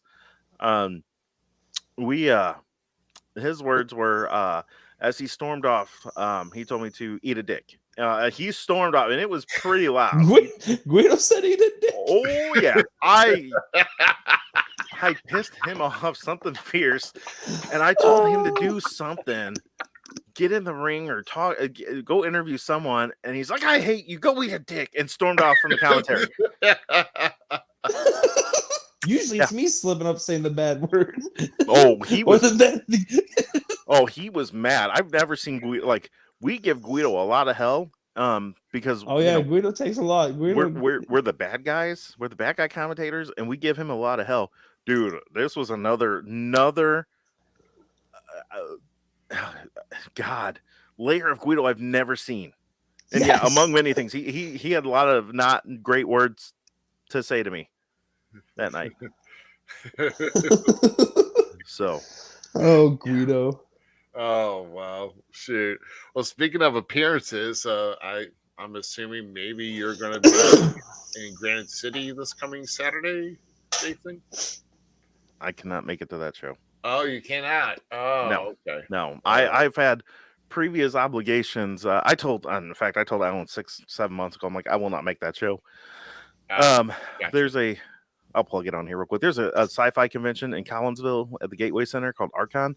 It's a big sci-fi fantasy role-playing convention type of thing. I'm actually on the committee there. I help run that thing. And it's always the first weekend in October. And Is this Archon? That I'm thinking. Are they still doing Archon here, or is that it? Yeah, that's Archon. Oh my lord! I remember going to Archon years ago. I just went there, just kind of take it in, and then just get totally shit faced wasted whenever. We still do that. You guys, they still do the parties there? Not to the extent that they were, but yeah, there's still quite a few room parties, and oh my god, it is fantastic. If you like cosplay, if you like game, there's a gaming room. We love the gamers because they come out, they show up, they go play their games the whole time. We never see them. It stinks if you walk into that gaming room because let's face it, gamers don't usually, a lot of them don't wear deodorant.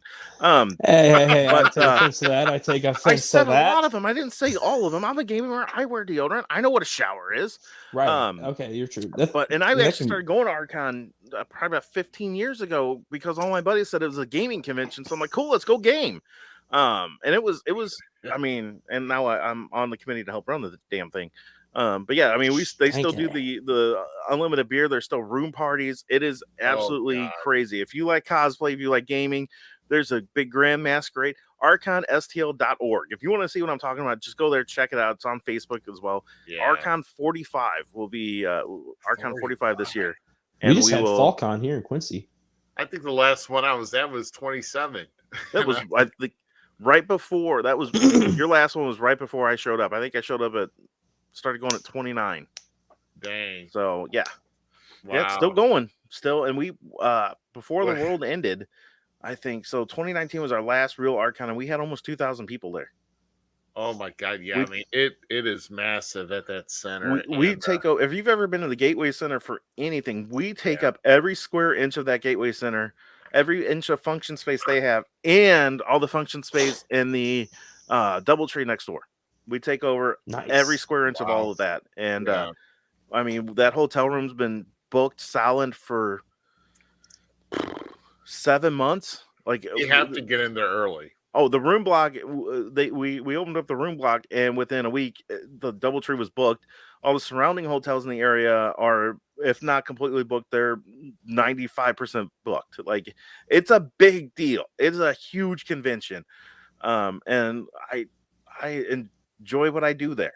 So it's fun. And I mean, I'm not gonna lie, Ruby, I do partake in the adult beverages hardcore. Usually that's Saturday night. That's, that's my one kid free weekend. I'm guaranteed a year. Me and my wife go, and usually if you run into us about 11 o'clock Saturday night, we're pretty tipsy. We feel really good at that point. Yeah, well, Belleville's not too far of a drive from Granite City, so I don't know. I'll have to see what kind of shape I'm in after with me being in Belleville this coming weekend. But no, I remember going back there, and man, it's kind of funny. I watched the LARPers play, then they argue about who got hit and where they got hit. Well, they still do that. They still have LARPers there. I know. I just laugh at it. I'm like, you guys are it's like, oh my gosh. Oh, then I think another thing is there's like a radio controlled car like contest or whatever, and like this little kid was getting up on this one guy. I think his name was Brock or whatever. And he got all upset about trying to throw up a technicality to go over this little kid or whatever. And so he ended up winning. So we all started calling Brock's candy ass because of Brock's candy back in the day. They just called Brock's candy ass. They've got the 501st. I don't know if you know about them. They're like authentic Star Wars cosplayers, and they're like, they don't go to Walmart and buy a costume. Like, they make their costumes, and they have to be made very, very specific to like the movie theater quality costumes and all that. They are by far like, it blows me away. Like, I got one of my Facebook profile pictures I had taken with the guy dressed up as Vader. Let me tell you, that is by far the best Vader costume I've ever seen anyone wear. And I mean, he had the voice thing, and like he sounded like Vader. It was fantastic, man. They've got that kind of stuff there. Like, we've got people who dress up as Ghostbusters. We've got, oh hell, what are they called? There's a Ghostbuster group in St. Louis. They show up there too. I can't remember who the hell our guests of honor are this year. People I don't really know. Yeah. But I mean, there's if you know what filking is, think of Weird Al only geekier. They've got that going on there. I mean, dude, there's something for everyone. There's panel discussions there on different various things. Like I'm serious. If there is something for, and if nothing else, show up for the party Friday night, and Saturday night. There's parties. Like there's a ton of stuff going on there. archonstl.org. Go check it out. I think the program guide's up. You can see all the different panels that are going on that weekend, all the different activities. There's a ton of stuff to do. If you don't like people, it's probably not your scene, but I mean, there's something for everyone to do. Right. Yeah, I remember, and living in Oblivion with the DJs and all that, and yeah, just the music. I know the music was pretty cool too. Oh yeah, they still have. We have a big ass dance. Yeah, and all that. yeah. Yeah. I mean, there's a big ass dance that goes on Friday night and Saturday night. I mean, there's all kinds, and I'm telling you, you just go and you can people watch like crazy, and just see all these costumes. Like there are, I mean, people that have shelled out a ton. There was a guy that was walking around in a freaking Voltron, like he looked like all the Lions come. Like it was fantastic. The work that went into this costume. There's been Borg, like people dressed up as the cutest, I mean, oh, that's awesome. The Borg costume some of these people put together, all the Marvel stuff. Let me tell you, there were some women that dressed up as some of these Marvel characters that, damn. Yeah, I've seen them. I made a TikTok the other day about that. Like there's a She-Hulk now filter. Oh, is there? And like all these hot chicks are like doing putting the filter on there, and I'm like, man, I thought my nerd love for Gamora was a bad thing. But yeah, I mean there is, and I mean there's an Archon. It's not sanctioned. Oh, I mean no one from Archon really runs it, but there's a community group. You can go find that group on Facebook, and there's pictures that people have posted from years previous. You can see some of the stuff I'm talking about. It is I mean, it is awesome. If nothing else, go check out the costumes. It is great. There's, like a hallway costume contest. So like, we don't want to enter the big Grand Masquerade or whatever. They do a hallway costume contest where if you throw something together, you can enter in this hallway costume contest and win some stuff too. I mean, it is really, really cool. It's a big deal. And Ruby, you've been there before. You know what I'm talking about. Oh yeah. Go check. I mean, check it out. Go to the website. Go look for it on Facebook. It's awesome. It's one of the funnest things I do every year.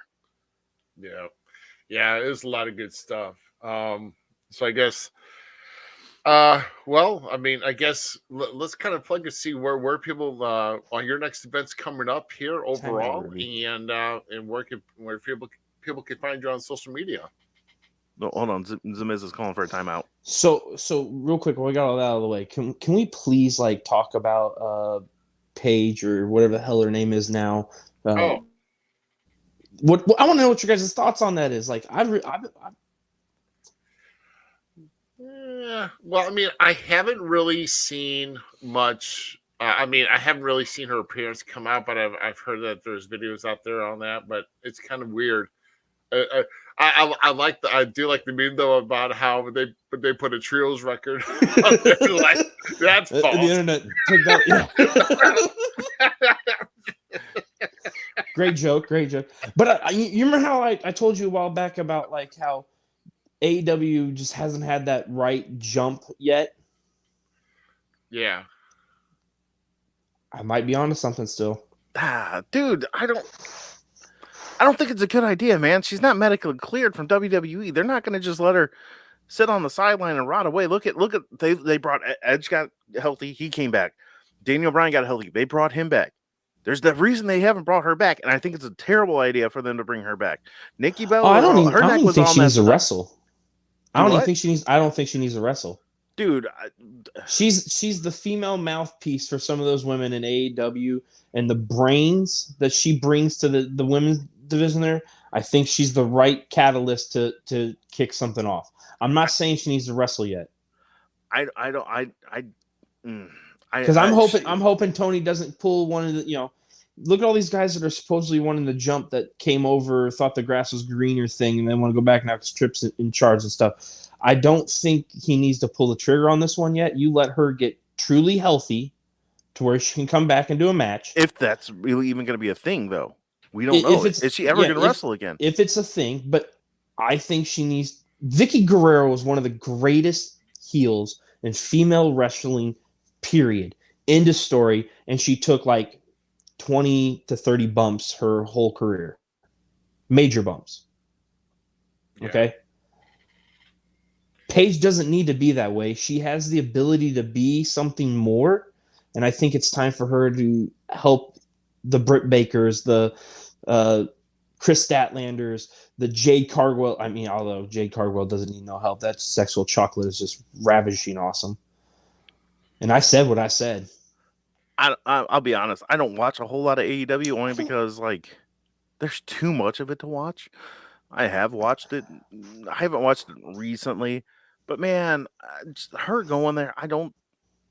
If they're going to use her in a non-wrestling way, okay. Like if she's not getting in the ring to compete, okay. Let's see what they do with her. Do I have a high hope for her? Not really, man. I mean, they brought over Big Show, and he hasn't really done anything. If he comes back as Captain Insano, Big Show. If he comes out as Captain Insano, that's going to be great. I'll love it. But Mark Henry hasn't done anything over. I mean, they brought those guys over really, and he's the voice of the main event for Rampage. Really? Enough talk. Really? That's what he's doing now. He was better at Mark Henry doing crap for WWE. That's literally what he's doing now. But I'm saying, like, the people they've brought over in a non-wrestling capability, they really haven't done anything with. They brought him over as a name. That's all. They brought Big Show over. It was a name. It was, oh my God, they got Big Show. Oh my God, they got Mark Henry. Now it's like, well, see, what the hell are they doing with them? I, as a wrestling fan, wasn't looking at them as like, I hope these guys wrestle, because that's not what I was hoping. Those guys would go back and help the kids get more polished, like, because those are some of my heroes, man. Mark Henry, like, people do not give that man respect for the sexual chocolate gimmick. Oh, hey, wait. By any means. Yes. This just in, Big Show made another heel turn. You know how never mind, that fell flat. That's a lame joke that, like, no, even then was shut up. Like, the guy that ripped his name off from the Miz. So really, you're gonna get me 100%, because I'm a mark for him. Like, I'll say it 100%. I'm no better than Mark. What's his name? Mark Sterling. Smart Mark Sterling. 100%. I'm a Miz effect. Like, Miz is my hero, my idol. Watching him growing up from real world to now, like, dude's exactly what I've wanted always to be. I'm not gonna lie. Did you ever watch that the new Woodstock documentary that came out on Netflix a couple months back? No, not yet. I want to. It's on there. You should. The Miz is in there for like a hot second. Like a very young Miz is in there. I'm gonna watch it then. Like, I will tell anyone. I will kiss the floor the Miz walks on. Like, that dude's awesome. I mean, he is. But he's like legitimately amazing, and he's one of the last WWE guys that we literally watched grow up. Yeah. Like, you to have the respect for him, like, the dude did everything right and still got shat on and is still doing everything right. Like, no, I don't give a shit. Well, I'm a Miz fan. So let's go back. We get off topic. So I was trying to make a point earlier. They brought in those guys, and I'm with you. I didn't think they were going to do anything they weren't going to really wrestle. They weren't going to get in there. I understood that. Mark Henry retired. Big Show, I mean, never really officially retired, but I mean, he needed to hang it up. Let's be honest. I didn't expect either one of them to get in the ring and do anything, but they're not doing anything. All it was a big middle finger to Vince. Screw you. I can bring your guys in too. That's really all it was. And I think that's all he's doing now with bringing Paige in. It's just being, hey, look what we can do. You let her go. I'm going to bring her in. She ain't going to do nothing, but I'm going to bring her in. Man, you said it that way. Now I'm pissed. What? Because I think you're right. It's just every guy that he's brought in from WWE like that, it's just been a middle finger to Vince. Yeah, he brought in Aleister Black, big middle finger. You know, when Harper and Rowan, when Brody Lee showed up, it was a giant middle finger to Vince. He's like, you're gonna let these guys go? Great, I'm gonna bring them in. And not know how to use them. It's a lot of those guys have been brought. Hey, Harper was used pretty well. Okay, he was used very well. Aleister Black. I mean, he's bringing these guys in. Miro's dope as hell if he just let him do his thing. But they're not. That's the thing. He's not letting them do their own thing. He's trying to control them like Vince. That's the problem. He's bringing these guys in mainly as a middle finger to Vince. You know, that's what he's trying to. It's like Bret Hart when it was brought in WCW. They didn't know what to do with him. Yeah, that was a waste. So, No, okay. That's one of the biggest wastes. All right, I was just texted. Okay, Mox is doing really well. Mox is killing it. Daniel Bryan's doing really well. Okay, two guys. Jericho is Jericho. He's going to do well wherever the hell he goes. Let's be honest. Jericho's a goat. Jericho. Yeah, he's by far one of the greatest ever. He's doing fine. Short of like those three, most of the big names they brought in haven't done a whole lot. They brought in Swagger. What the hell did he do? He hasn't really been doing a whole lot. Well, he's just Jericho's lackey. That's it. Exactly. Like that's where I'm at. I still enjoy him. That I don't know why people never respected Jack Swagger, Jack Hager, whatever you want to call him. Like that dude's actually pretty cool to watch. I mean, for a while there, the best part about him was Zeb. Let's be honest. In WWE, like that was a great tag team. No one cared back then. Like it's the curse of Vince, and thank God he's gone. But like you had these guys that there was a lot of potential. Vince just didn't know what to do with them, or the Ascension. Let's pull them out from NXT. They ran NXT for a long time. One of the greatest tag teams. Yeah, you brought them up to the main roster and they flopped. All because of that crappy promo. Yeah, and then drawing a blank here. Dude that's with Scarlett. Killing Killer Cross. Yeah, whatever. Carrying Cross. Yeah, you brought it. He did really well in NXT. You brought him up. You put him in Dominatrix, or S&M looking garb. No, he is a Roman guard. you put him in basically. It's not real fetish bondage gear, and you wonder why he failed on the main roster. Vince is gone. Tripp brings him back. And now all of a sudden he's someone. It's the gimmick that he should have had from the beginning. It's the whole character from the beginning. Really? I'm not a fan of him. Like I don't think he's that good.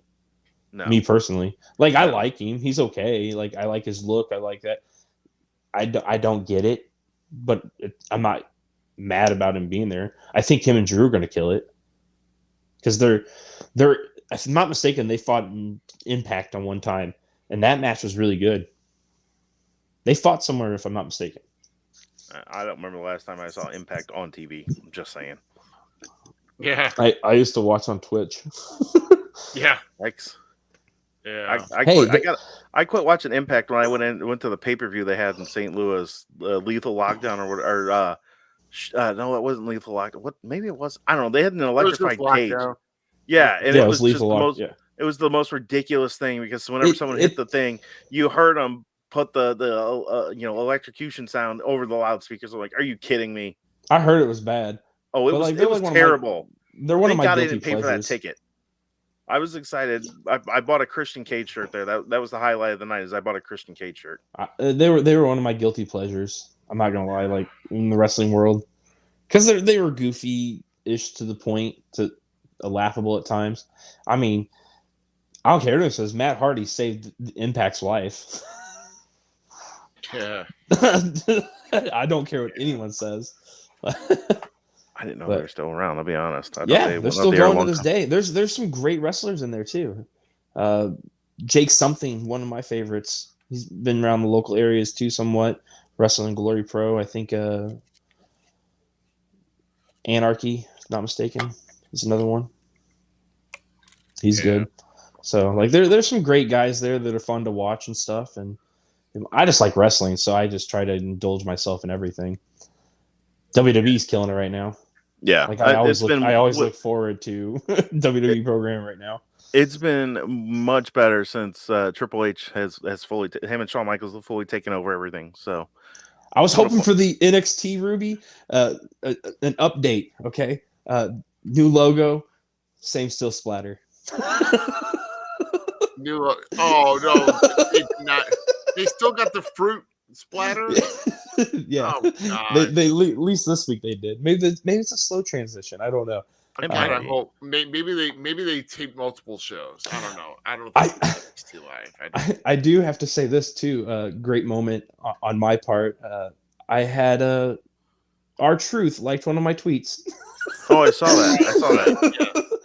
Like, because Sami Zayn is flipping killing it right now. Like, I love Sami Zayn's character and like the whole transition and everything else with Roman. Like, I'm not even a fan of Roman, but like Sami Zayn just caps everything off. You got Paul Heyman, you have Sammy, you have Jay mad at Sammy, Solo like friends with, just beautiful chemistry and stuff. And I want Sammy to win the 24/7 title.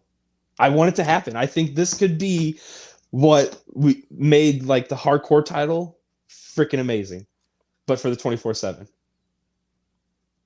Yeah, I think I understand. 24/7 just needs to go, bro. it could No, disappear, and I don't think no, anyone would even no. care. Kill it. Stop it. No, I Unless think- unless it's R-Truth that has it all the time, and he manages to weasel out every time. That belt just needs to go away. It needs to be the R-Truth belt, and that's it. That's it. I like that, but no, I think Sami Zayn needs to hold it once, just because the dude's frick. I like comedy wrestling, so comedy wrestling it gets with me, and I think Sammy and R-Truth could do like it. Come on, them arguing about who's Jimmy's better. Yeah. Like Vince would be Okay, loving this stuff. Like that give would be it one. hilarious. I'm talking just one more time, and then we kill the title. Like I'm all for the title going away, but I think we have like one opportunity to have something really fun to people who remember that thing for, because it was a dog crap title. Let's be honest. Yeah, it was. But there was some fun stuff with him and what's his name fighting over it. You know, the wedding and all that stuff. He couldn't consummate his marriage. Like there was some funny stuff in there. I enjoyed it, and I want to see one more hoorah for R-Truth, because he's one of my favorites too. I mean, he is funny. So Yeah. oh, speaking of comedy wrestling, you must love Donde Estoy, then, don't you? In AEW. I do enjoy it. Very much so, actually. Yeah, he if you don't know him, I found him wading through Taco Bell trash one night. He was hungry. I asked him if he knew how to wrestle. He said something. He doesn't speak Spanish, believe it or not. Oh, it's terrible. Yeah, and I asked him if he wanted to work for some food, and he said, "Oh, absolutely." And then, or however he talks, I don't know. And then he basically, I gave him a taco, and he went out and wrestled. And the dude, by far, is the cheapest guy on the IEW payroll, because all I gotta do is buy him a couple Jack in the Box tacos. Dude's happy. 99 cents on the app. Yeah. Oh, he's hilarious. And though. he's hilarious. He go bought find a some- burrito last time because he couldn't find a microwave and tried to. Like, Yeah. Yeah, he apparently the IEW tag belts were missing for several months. Donde brings out this duffel bag every time. You don't know what he's got in there. Our tag belts sitting in that bag. Didn't know where they were for months. He had them in his bag. Donde is protecting him. Yeah, He's a well, hero. He's a I think- true hero. Whatever. I think he tried to steal them, is what it was. And he Maybe. got caught. No, So. I'm just gonna say not all heroes wear capes. Some of them wear Oh. green masks. Yeah, right. So speaking of Now IEW, back to yeah, so IEW will be there. Will be at Grand City this Saturday, October 22nd in Quincy at the Pepsi Arena for the Dead Man's Party. And of course, let's not forget about NGW, New Genesis Wrestling at Watson, Illinois on November 12th, and for a big show there. And so, where can we find Jason Halbert on social media? You can find me on the Facebooks. And then I'll be honest, you find me off, dude. I made the mistake when I got into wrestling. I didn't come up with a character name. I didn't come up with a character page. Nothing. It's my Facebook page. So you send me a friend request. I may not accept it because, I mean, I post personal shit on there all the time too. So there's a good possibility I'm probably not going to accept it unless I actually know who you are. Better option is go find us on Facebook for New Genesis Wrestling. Find us on Facebook. You can find out everything you want from there. I would recommend that option before you follow me, because I mean, really, if you go look at my Facebook page, it's usually just stuff about wrestling or like funny videos or videos involving animals like puppies or kittens or stuff like that, because everyone needs a little bit of, brightness in their day. So, if you're, you lasted your 3 to 5 minutes, Ruby, and you're feeling bad about yourself, and you scroll through your Facebook and then you find a funny video or something, there you go. It brings back a little bit of happiness in your life. And then if you go to newgenesiswrestling.com, we've got a website there. You can check us out there as well. I mean, Dale, shut up. Who pays you? I mean, seriously, Wow. I don't Twitter. I don't never got into Twitter. And then Yeah. the other crap, I don't TikTok. I apparently I have an Instagram. I didn't know I had a damn Instagram. I do it all. But yeah, I have a Facebook, and that's about it. And Wow. yeah. Okay. There ain't nothing. Well, there ain't nothing wrong with that. But hey, I just want to say, thanks for coming on, and it's good that we had you know our first guest back here in a while, since we've taken a little bit of a hiatus, and then it was good, man, as far as with the rapport, with reflecting on WPW, your career, and new things up and coming for New Genesis Wrestling. So hey, we appreciate you coming on, and definitely entertaining the masses that we've got here viewing here this evening. I appreciate the opportunity to come on, and like I told you before, it's been a long time since I've been on someone else's show, so it was a blast just being able to be on here as a guest and not have to do all the show prep and everything like that. So I had a blast doing it, and I told you before. I mean, if you want talent for your third person, you want some talent, just give me a call. I'll be happy to come on and be a third wheel for a while. I don't mind. So There you go. There you go. And yeah, so I'm still trying to wonder where GQ is. I know he's still in transition, he's got a lot of things going on, but he says eventually he will be making an appearance. It's just once he's ready, he'll come on. So I'm like, okay, cool. That man has a face for radio, let me tell you.